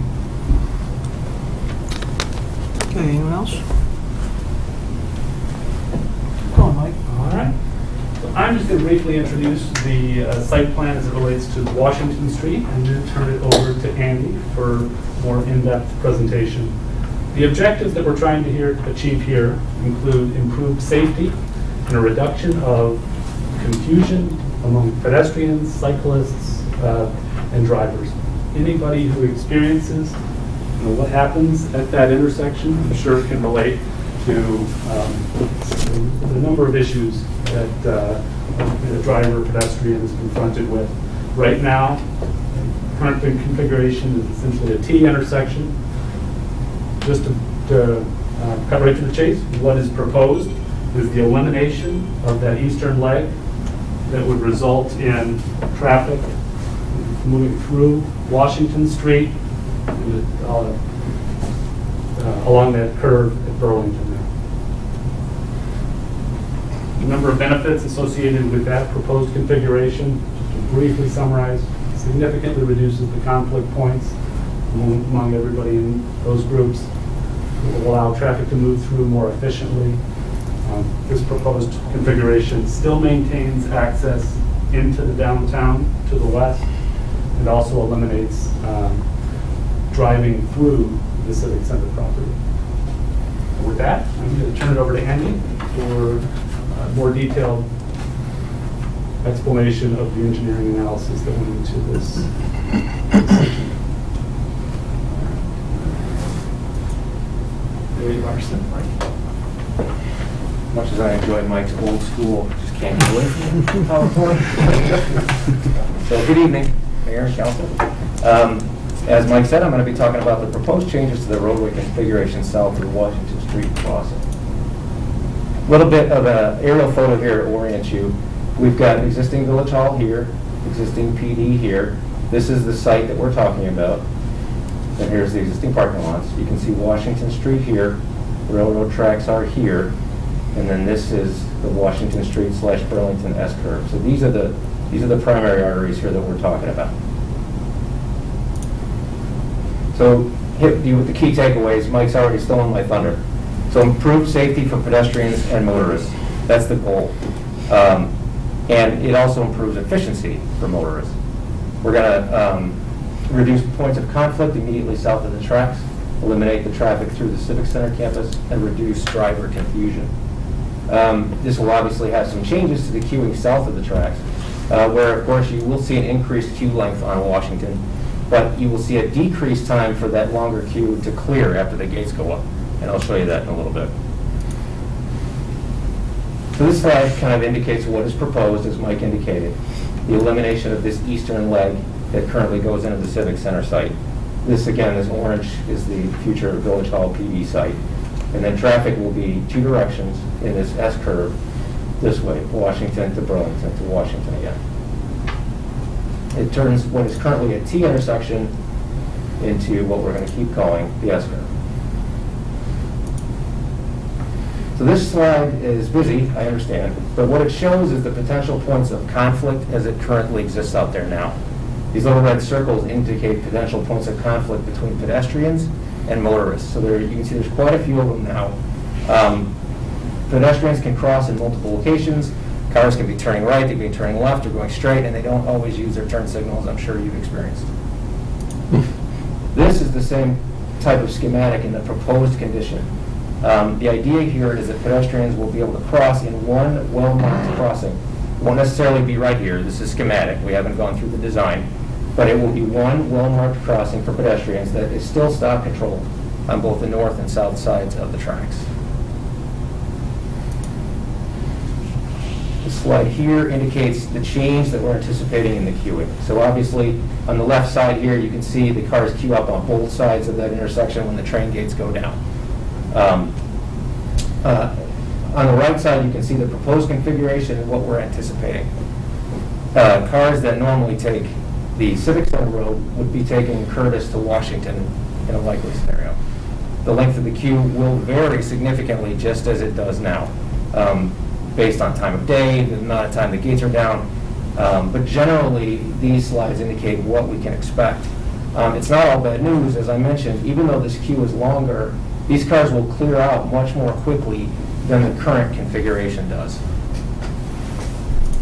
So we had our traffic consultant do some computer modeling to give us an idea of what the backups would look like under the proposed condition. He used 2019 traffic data. We felt that was more accurate than using current traffic data when ridership is still so low. So we used the 2019 data that he had. They used a typical, and I use that in air quotes because a 4-minute wait time is on the longer end of typical. But again, as we know, they can vary. You get back-to-back trains, you get slow freights. I mean, they can be long. So we felt, though, using kind of a 4-minute closure would give us an apples-to-apples comparison between existing and proposed so that we can see the changes between the two. All right, so I'm going to show you 4 short computer simulations. These videos are sped up to 8 times normal speed, so when the cars start to whiz around, they're going 8 times faster than they would. A 4-minute closure is only going to be about 30 seconds on here, so it won't take too long. In each of these videos, the focal point is right.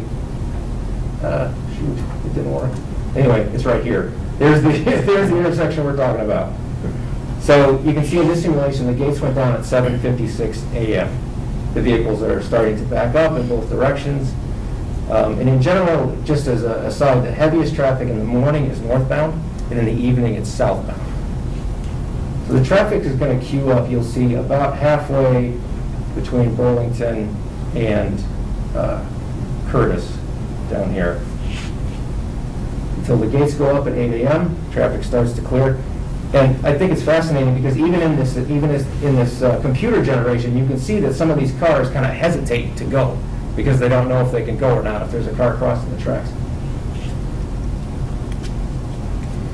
So this particular backup cleared in a little over 2 minutes. So that's the existing morning rush hour. The next video here, this is the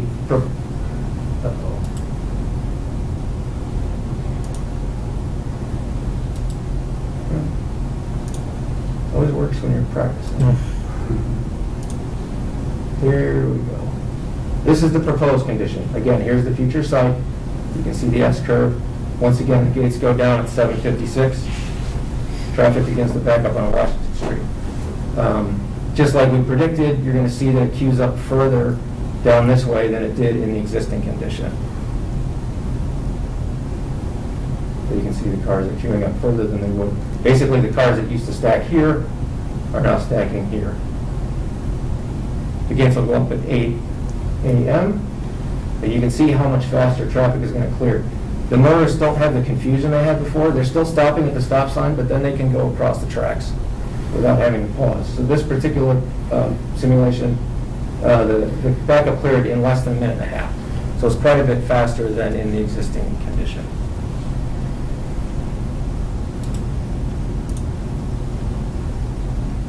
Okay, so now the existing condition in the evening rush hour. Gates go down at 5:56 p.m.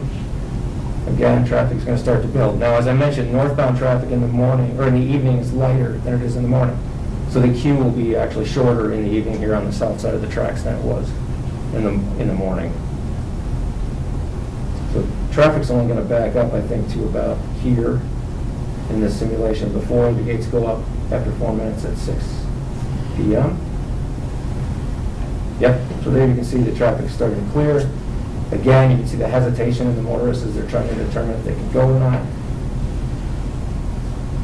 And because the traffic's a little lighter this direction in the morning, clears up, or in the afternoon, clears up in about a minute and 40 seconds. So that's shorter than the morning existing. And then finally, here's the proposed conditions in the evening rush. Again, the site here. Again, gates go down at 5:56. Once again, traffic's going to back up in Washington. And as predicted, it will back up a little further down towards Curtis.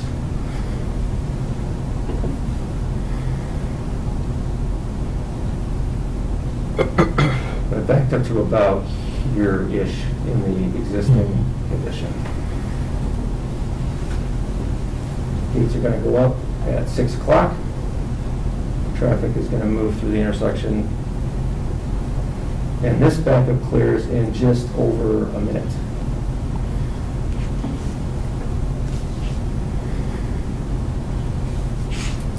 And that, I'll sum up one more time. Improved safety and efficiency for pedestrian and motorists, reduced points of conflict, eliminating the traffic through the Civic Center, reducing driver confusion, and then the changes south of the tracks will be an increased queue length on Washington, but it will clear faster after the gates go up. That's the end of the presentation. Thank you very much, Andy. Wanted to allow opportunity for any questions, discussion, concerns about what was proposed. Rich, please.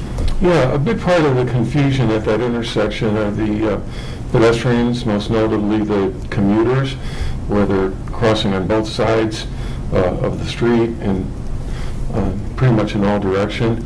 And to Commissioner Gilmartin's point about ushering pedestrian traffic through the Civic Center, I mean, my original thought is if we had a walkway that went along the tracks, that would be a good idea, but then I'm thinking of mixing pedestrians and police operations is probably not positive. Do I recall a plan where there was going to be a walkthrough perhaps through the building that would usher pedestrians further south? I'll show some of the features of the current preliminary site plan and how pedestrians will circulate around the site. Okay. Right when we move on to the next item. All right, thank you. Anyone else? Greg? Thank you, Mayor. Yeah, Andy, you did a nice job of illustrating all the different places that I nearly get hit by a car on most days. So I appreciate that. I think this proposed alignment is a significant improvement. Those pedestrian conflicts happen all the time. As somebody who drives through both during the morning and evening rush and ends up crossing right there at one of those crossings on Washington, this would be a tremendous improvement. Very happy with it. Anyone else? Gordon, please. Yes, I like this also, but the other point that I was struck by is for this Washington Street site, the traffic that you've concentrated on and changing, improving is great, but it seems to me that it's very important that you have some sort of assurance that you're not, or control that the Washington Street buildings are not going to be under any changes. You want the occupancy and the Washington Street buildings to stay just as they are during this entire redevelopment of the village site. And I don't know exactly how you will achieve that, but I think that's a key point to the success of this. So, yeah, I think you mentioned you were going to kind of go through the site plan in terms of the pedestrian, but I think I would want to understand a little more of the specifics on exactly where you plan to route the pedestrians around the proposed. So I think there was a demarcation of a crosswalk on the, I guess, the bottom half there, but are we talking also about around the outside of the S, that there would be pedestrian passage that way as well to cross the tracks? Yes. And maybe we're going to see that too, okay. Yep. Yeah, just understanding that, to Commissioner Jose's point of all the commuters sort of scattering amongst the traffic there, where where that's going to be, alleviated. And then the other question is just, given that Washington is such a direct route from our police station getting across the tracks and out into north of the tracks, is there any concern in terms of limiting that or slowing that response down from police station to across Washington and into North Downers? We'll touch on that as well. Okay. We'll show you how we think we've addressed issues with police response with this site plan. Great, thank you. Mike, did I understand that there's a stop sign to remain on the northbound traffic before going under the track? Potential, I mean, that's one of the features that could be used to slow traffic and allow for pedestrians to cross more safely. But all of this will be, in order to maximize pedestrian safety, will be further sort of analyzed as we make very specific decisions on exactly what the pedestrian features of that Washington crossing look like. And then maybe related to what Commissioner Jose was saying, one of the issues I've had going northbound to turn left, to go west onto, what is the street there? Is that Curry? Across the track. North of the track. On the south side of the track. On the south, On Burlington? the south side of the track. The visibility for the people coming around the curve is what I'm trying to focus on.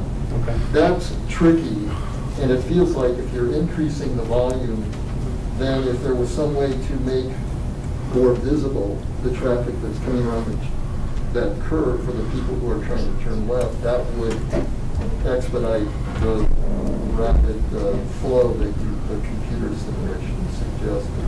If you don't have that, then I think it's not going to quite Anything else?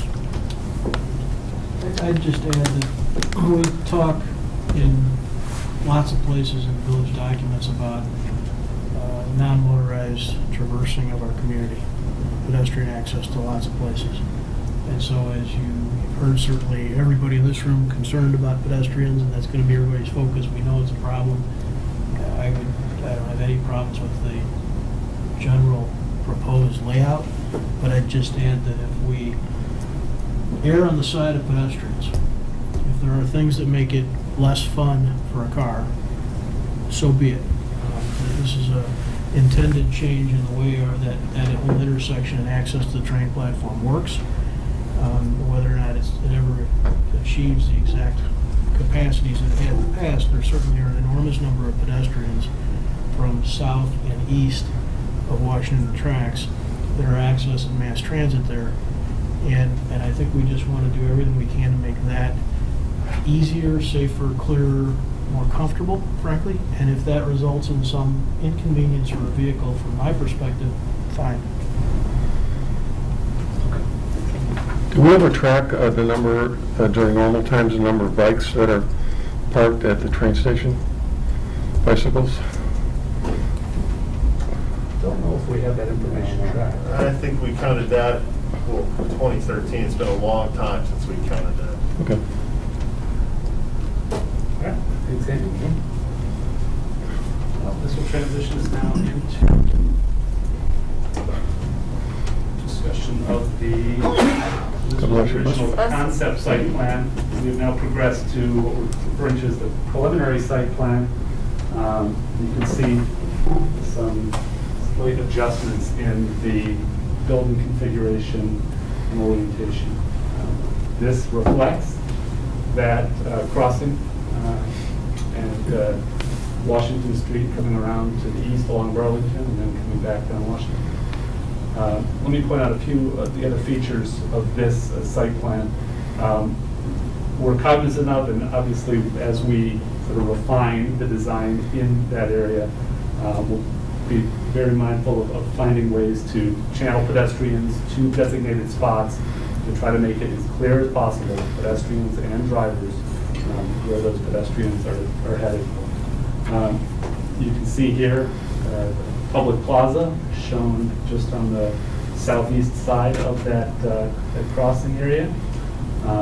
that will provide some nice amenities for people in that spot, especially people for waiting for the train in the morning or coming through that portion of the site.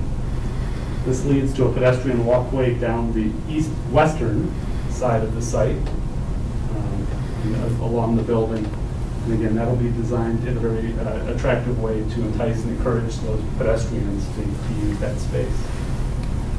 From a vehicular standpoint, people will access the site from 3 access points along Curtis here, one of them aligned with Belden Avenue to the south. The public parking area will generally be in this location south of the building. The area over here, primarily employee parking for Village and School District 58 employees. We show a secured fenced-in area, parking area for police vehicles and staff. And a lot of the police vehicular operational activity will take place in this area right here. We do have a emergency access point for police vehicles only if they are responding in an emergency capacity. So this will be limited only to police vehicles running lights and sirens responding to an emergency, and will afford them the ability to get out and cross the tracks to the north side of the community. Will that be gated? Yes, the gate extends here, and then the fence secured area covers that portion of the parking lot. From the standpoint of public entering the building, we're showing 2 public entry points on either side.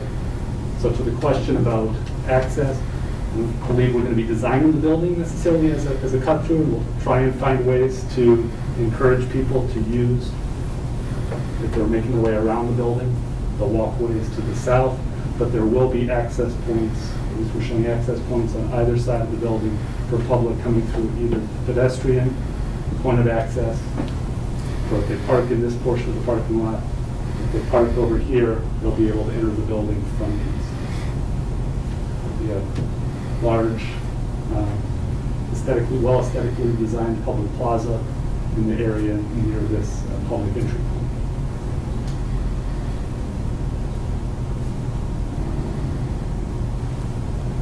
Again, the apartment development is shown here in that location. And right now, we're currently showing replacement of commuter parking spaces along Curtis Street.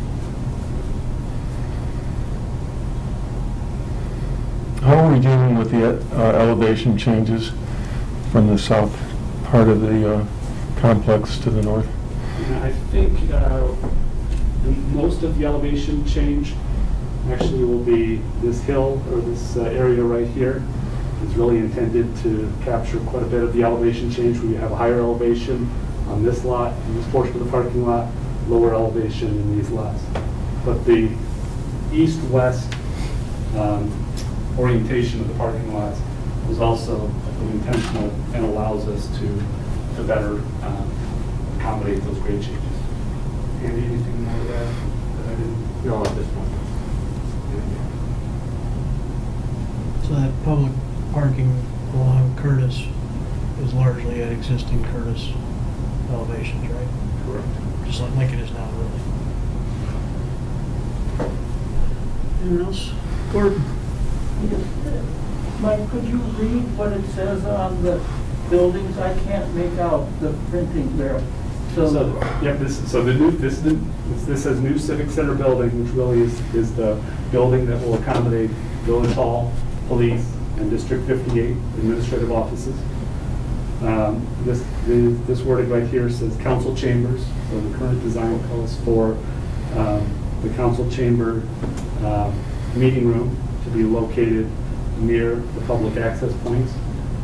I should point out that this room will be designed for multifunctional use. They'll be used actively during the day for police training, for District 58 training and activities, as well as other community uses, and then serve the needs of council, boards and commissions, District 58 board, and other groups for evening meetings.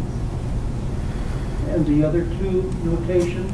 Let's see, this one says Sallyport Garage, so this is the garage area where police vehicles will pull in with detainees or vehicle evidence.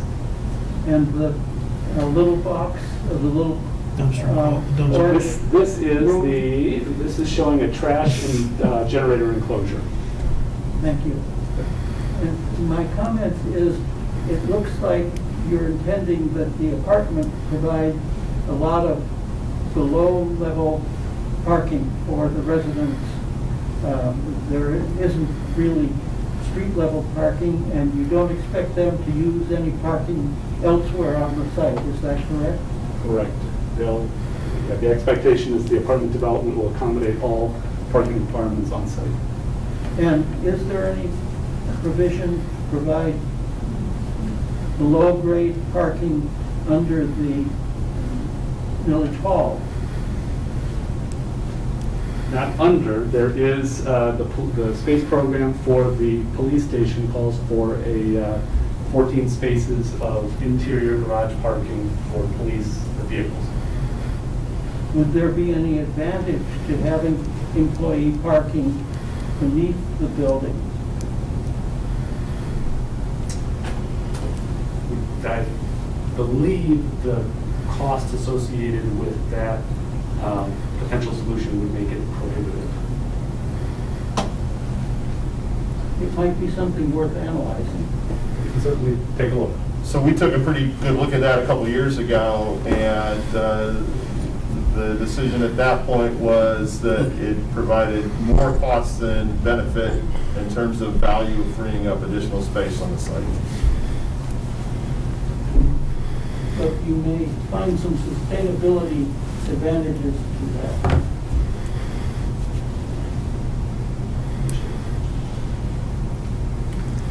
Any other questions, comments about what we're looking at, Chris? Yeah, so just so I understand, because you mentioned or Commissioner Coleman, you mentioned the grade changes. So the lower parking, will that all be at the same level as the entrances? Mm-hmm. Okay.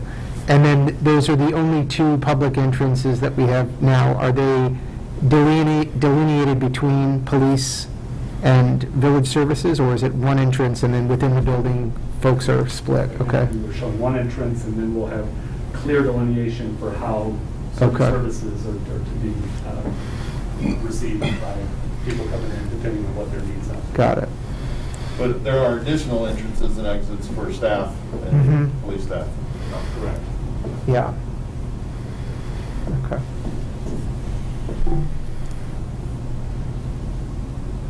Anyone else?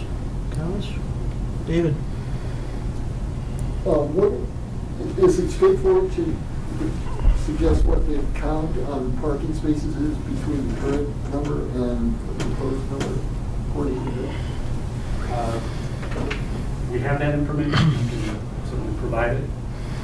We tried to, in the parking program, accommodate the parking requirements that we have for all staff, including District 58 staff, a sufficient number of parking. Actually, they're shown here on the plan, the number of spaces that are provided.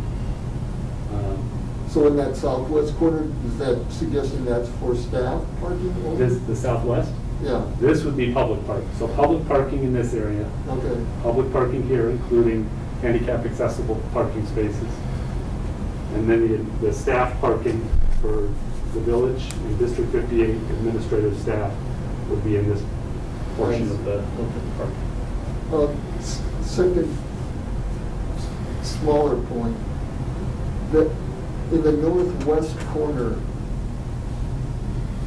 on the street, is that denoting something there? Right Where here? it's marked? Yeah. Pedestrian locations to be determined. Again, as we further refine it, it will, future plans will show in much greater detail the pedestrian access across that street. Because as a question, I wondered if that was trying to denote something similar to what's in front of the fire station now on Main, where you're indicating the cars not to enter that space when the light prevents you from going through the intersection. I didn't know if that's what that was intended to suggest here as a way to discourage cars from blocking that when the trains were preventing through traffic, which would then permit the police in an emergency situation to get out if they needed to, but would be blocked if I think that's certainly one of the features that we'll evaluate and take a look at, whether those kind of signals or stop controls could be effective, especially to allow emergency egress from the site. And did you say commuter parking is also part of this? Yes, yeah, we're showing spaces that replace all of the existing commuter lot L parking Got it. on the site. Diagonals on curves. Yeah, yeah, yeah. Okay. Gordon, have you taken into account the possibility that you'll be having employees working remotely? And if so, do you have a model for how much remote work do you expect?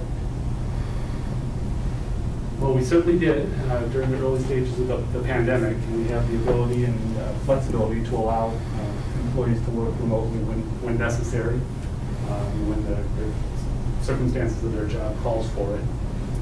This plan provides for spaces for employees that allow them to function effectively in the combined facility environment, because we also think there are a lot of advantages to employees working in the same building and closely together in close interaction with one another, facilitating the positive employee interactions that would occur in this environment. I think the other part of that expectation is when someone shows up from the public, that the expectation would be that they'd be physically available at Village Hall. Yep. Is the changed shape suggestive or kind of? So it really adjusted to better facilitate police operations in this area in terms of how employees access the building, how prisoners are transported into and through the building, and then how vehicles access the parking and sally port areas. So that refinement really, I think, reflects, that's why you're seeing a difference compared to the previous site plan. And you might see another difference. This is very much working out loud.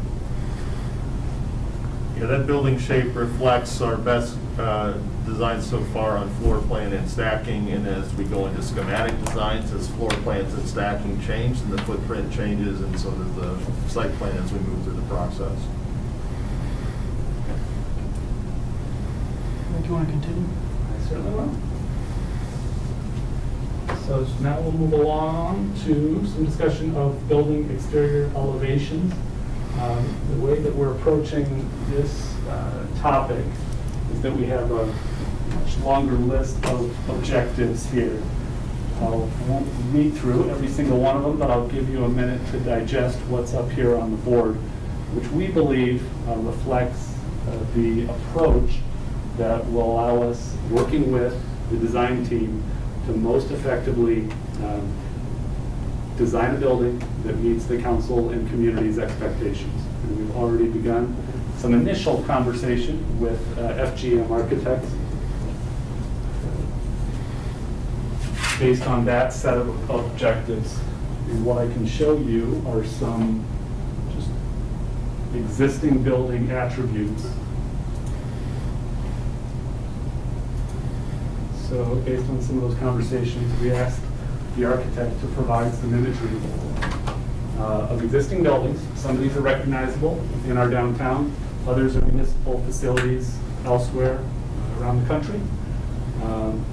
But this set of pictures is showing elements that we believe are consistent with that set of objectives listed on the board there. We also asked the architects to provide some images not consistent with the set of objectives. You can see those shown on this slide here. So at this point, what we'd be looking for from council is there anything here that we see that really doesn't represent, or you believe we should go about the design of the exterior design of the facility?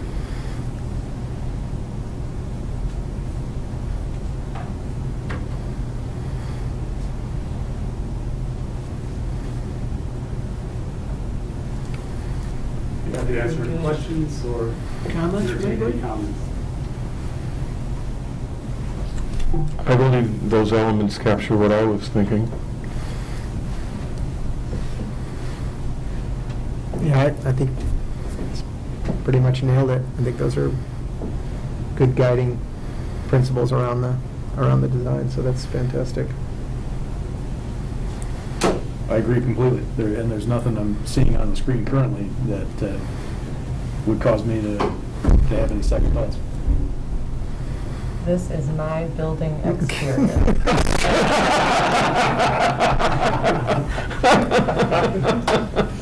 Well done. Well done. You thought she wasn't listening. Gordon, please. Do you have an idea of what the number of stories in the building are likely to be? I'd like it to be we're programming it to be a 2-story building with a partial basement. Thank you.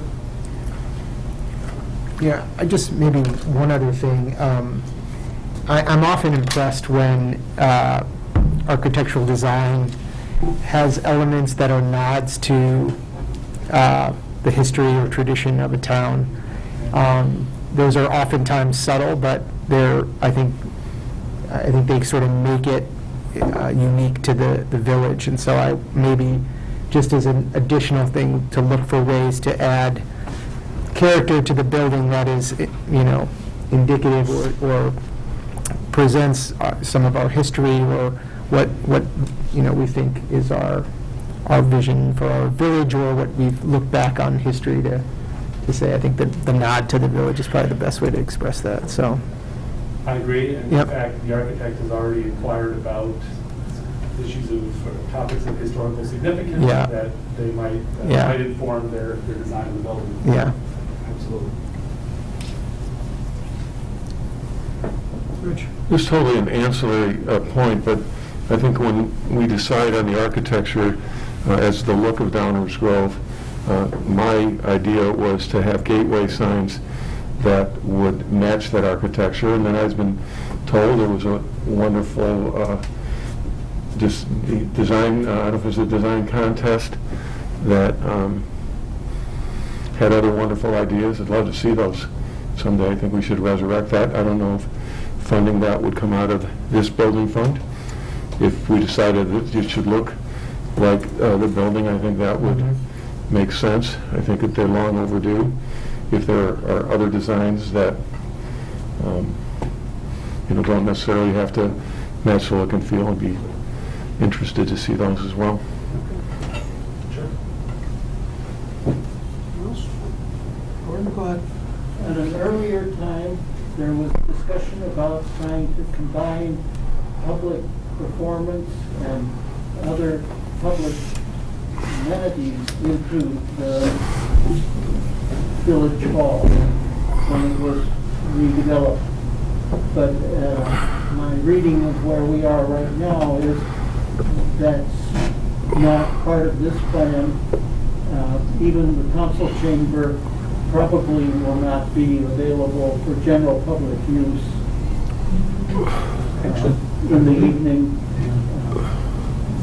So we'll have to look for some other avenue to develop public performance and use space. David? Yeah, I just wanted to say, I hope solar gain is part of what's factored into, especially the south-facing look of the building. This feels heavy to me, and I can understand why it appeals to you, but I hope in retaining this sort of government building look, that there's a way to meld that with taking advantage of solar gain. So absolutely, and let me just point out the point here, the objective, where we're certainly, as the design progresses, allowing for environmentally sustainable features integrated into that design. So really trying to allow for those opportunities, and then when we come back in a month or so, have some more in-depth discussion on exactly how that can be achieved with a variety of environmentally sustainable design features that we have available to us. Rich? To your point, Gordon, I think when we had the discussion around that, we determined that the high schools have two amazing auditoriums. I believe South still has a little theater, which is appropriate for smaller venues, and as you mentioned, the stage at the Lincoln Center would be another thing. So we did specifically talk about that and determined that the public utilization of that space would probably be better than us trying to duplicate that. Anyone else? I'd like to add a couple of things. This is the part where we all get to be designers, even though we're not really, right? I've spent the last couple of months touring institutions. My daughter is getting ready to go to college, so the result has taken me a lot of places for as different as University of Chicago versus IIT, for an example. And I would encourage us to do two things. I would encourage us to stay, when we use words like timeless, I think that also means things like red brick and stone as opposed to other colors. When we look around our own town and we start to look at the buildings that tend to look dated, they tend to be not that. And I think that's an important thing. The other thing I would say is, as it relates to the environmental component, I think this is an opportunity for us to not only help ourselves, but also set an example. So as much as I like more traditional conservative design, I am interested in trying to expand, and I'd loosen that if it gained us stuff from the environmental standpoint. I think it's an opportunity for us not only to do the right thing, but also to set an example. It's more than just helping the way we operate and minimizing the footprint of our operations. It's also about, we have a lot of rules throughout the town and a lot of expectations for people that come here and build, and I think we ought to demonstrate what we expect from people. So as it relates to the design of the building, I would, all of my comments about conservative red brick and, decent gables will start to fade a little bit if it helps us incorporate some of that. So that's one person's opinion, but I want that out there. So, thank you. All right, well, that covered the extent of what I have to cover tonight, but certainly open to any other questions, comments. I don't want to extend this just for the sake of extending it, but I don't want to cut it short either, because we're trying to keep this process moving, and part of it is acting right now as owners, talking about what we might want in our design. So if anybody's got anything they want to add, or just general commentary, now is a good time to be throwing it in the mix. I agree with your comments, Mayor. I mean, the two buildings that I thought were notable that had a look to Downers Grove was Fire Station 2, and then you pointed out, well, what about Community Bank? I think that's a delightful building that resonated with me.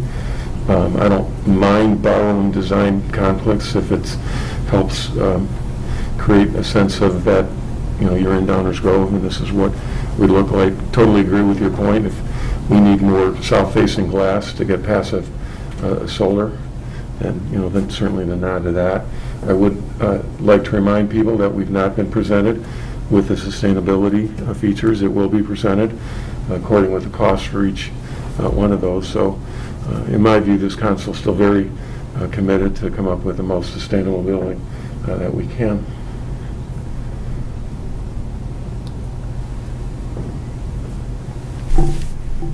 Yeah. And anyone else? I think the other thing to also maybe keep in mind is this building will be sitting right on the tracks. And I think it's important that as thousands of commuters pass through Downers Grove on a regular basis, daily basis, we focus and make sure that it demonstrates in a way who we are. I think having the police station right on the tracks adds a little bit of a challenge to that. I think there is some ways that we can probably work to make that visibility, but because it is going to be a new building, it's going to stand out as commuters are coming. I think that's an important piece on what that north-facing and east-facing, and I even suppose west-facing, says to those commuters about what Downers Grove is about. Well, I also think it's important that we not have a back to this building, Mhm. because, you know, each foresight is important to us. Mhm.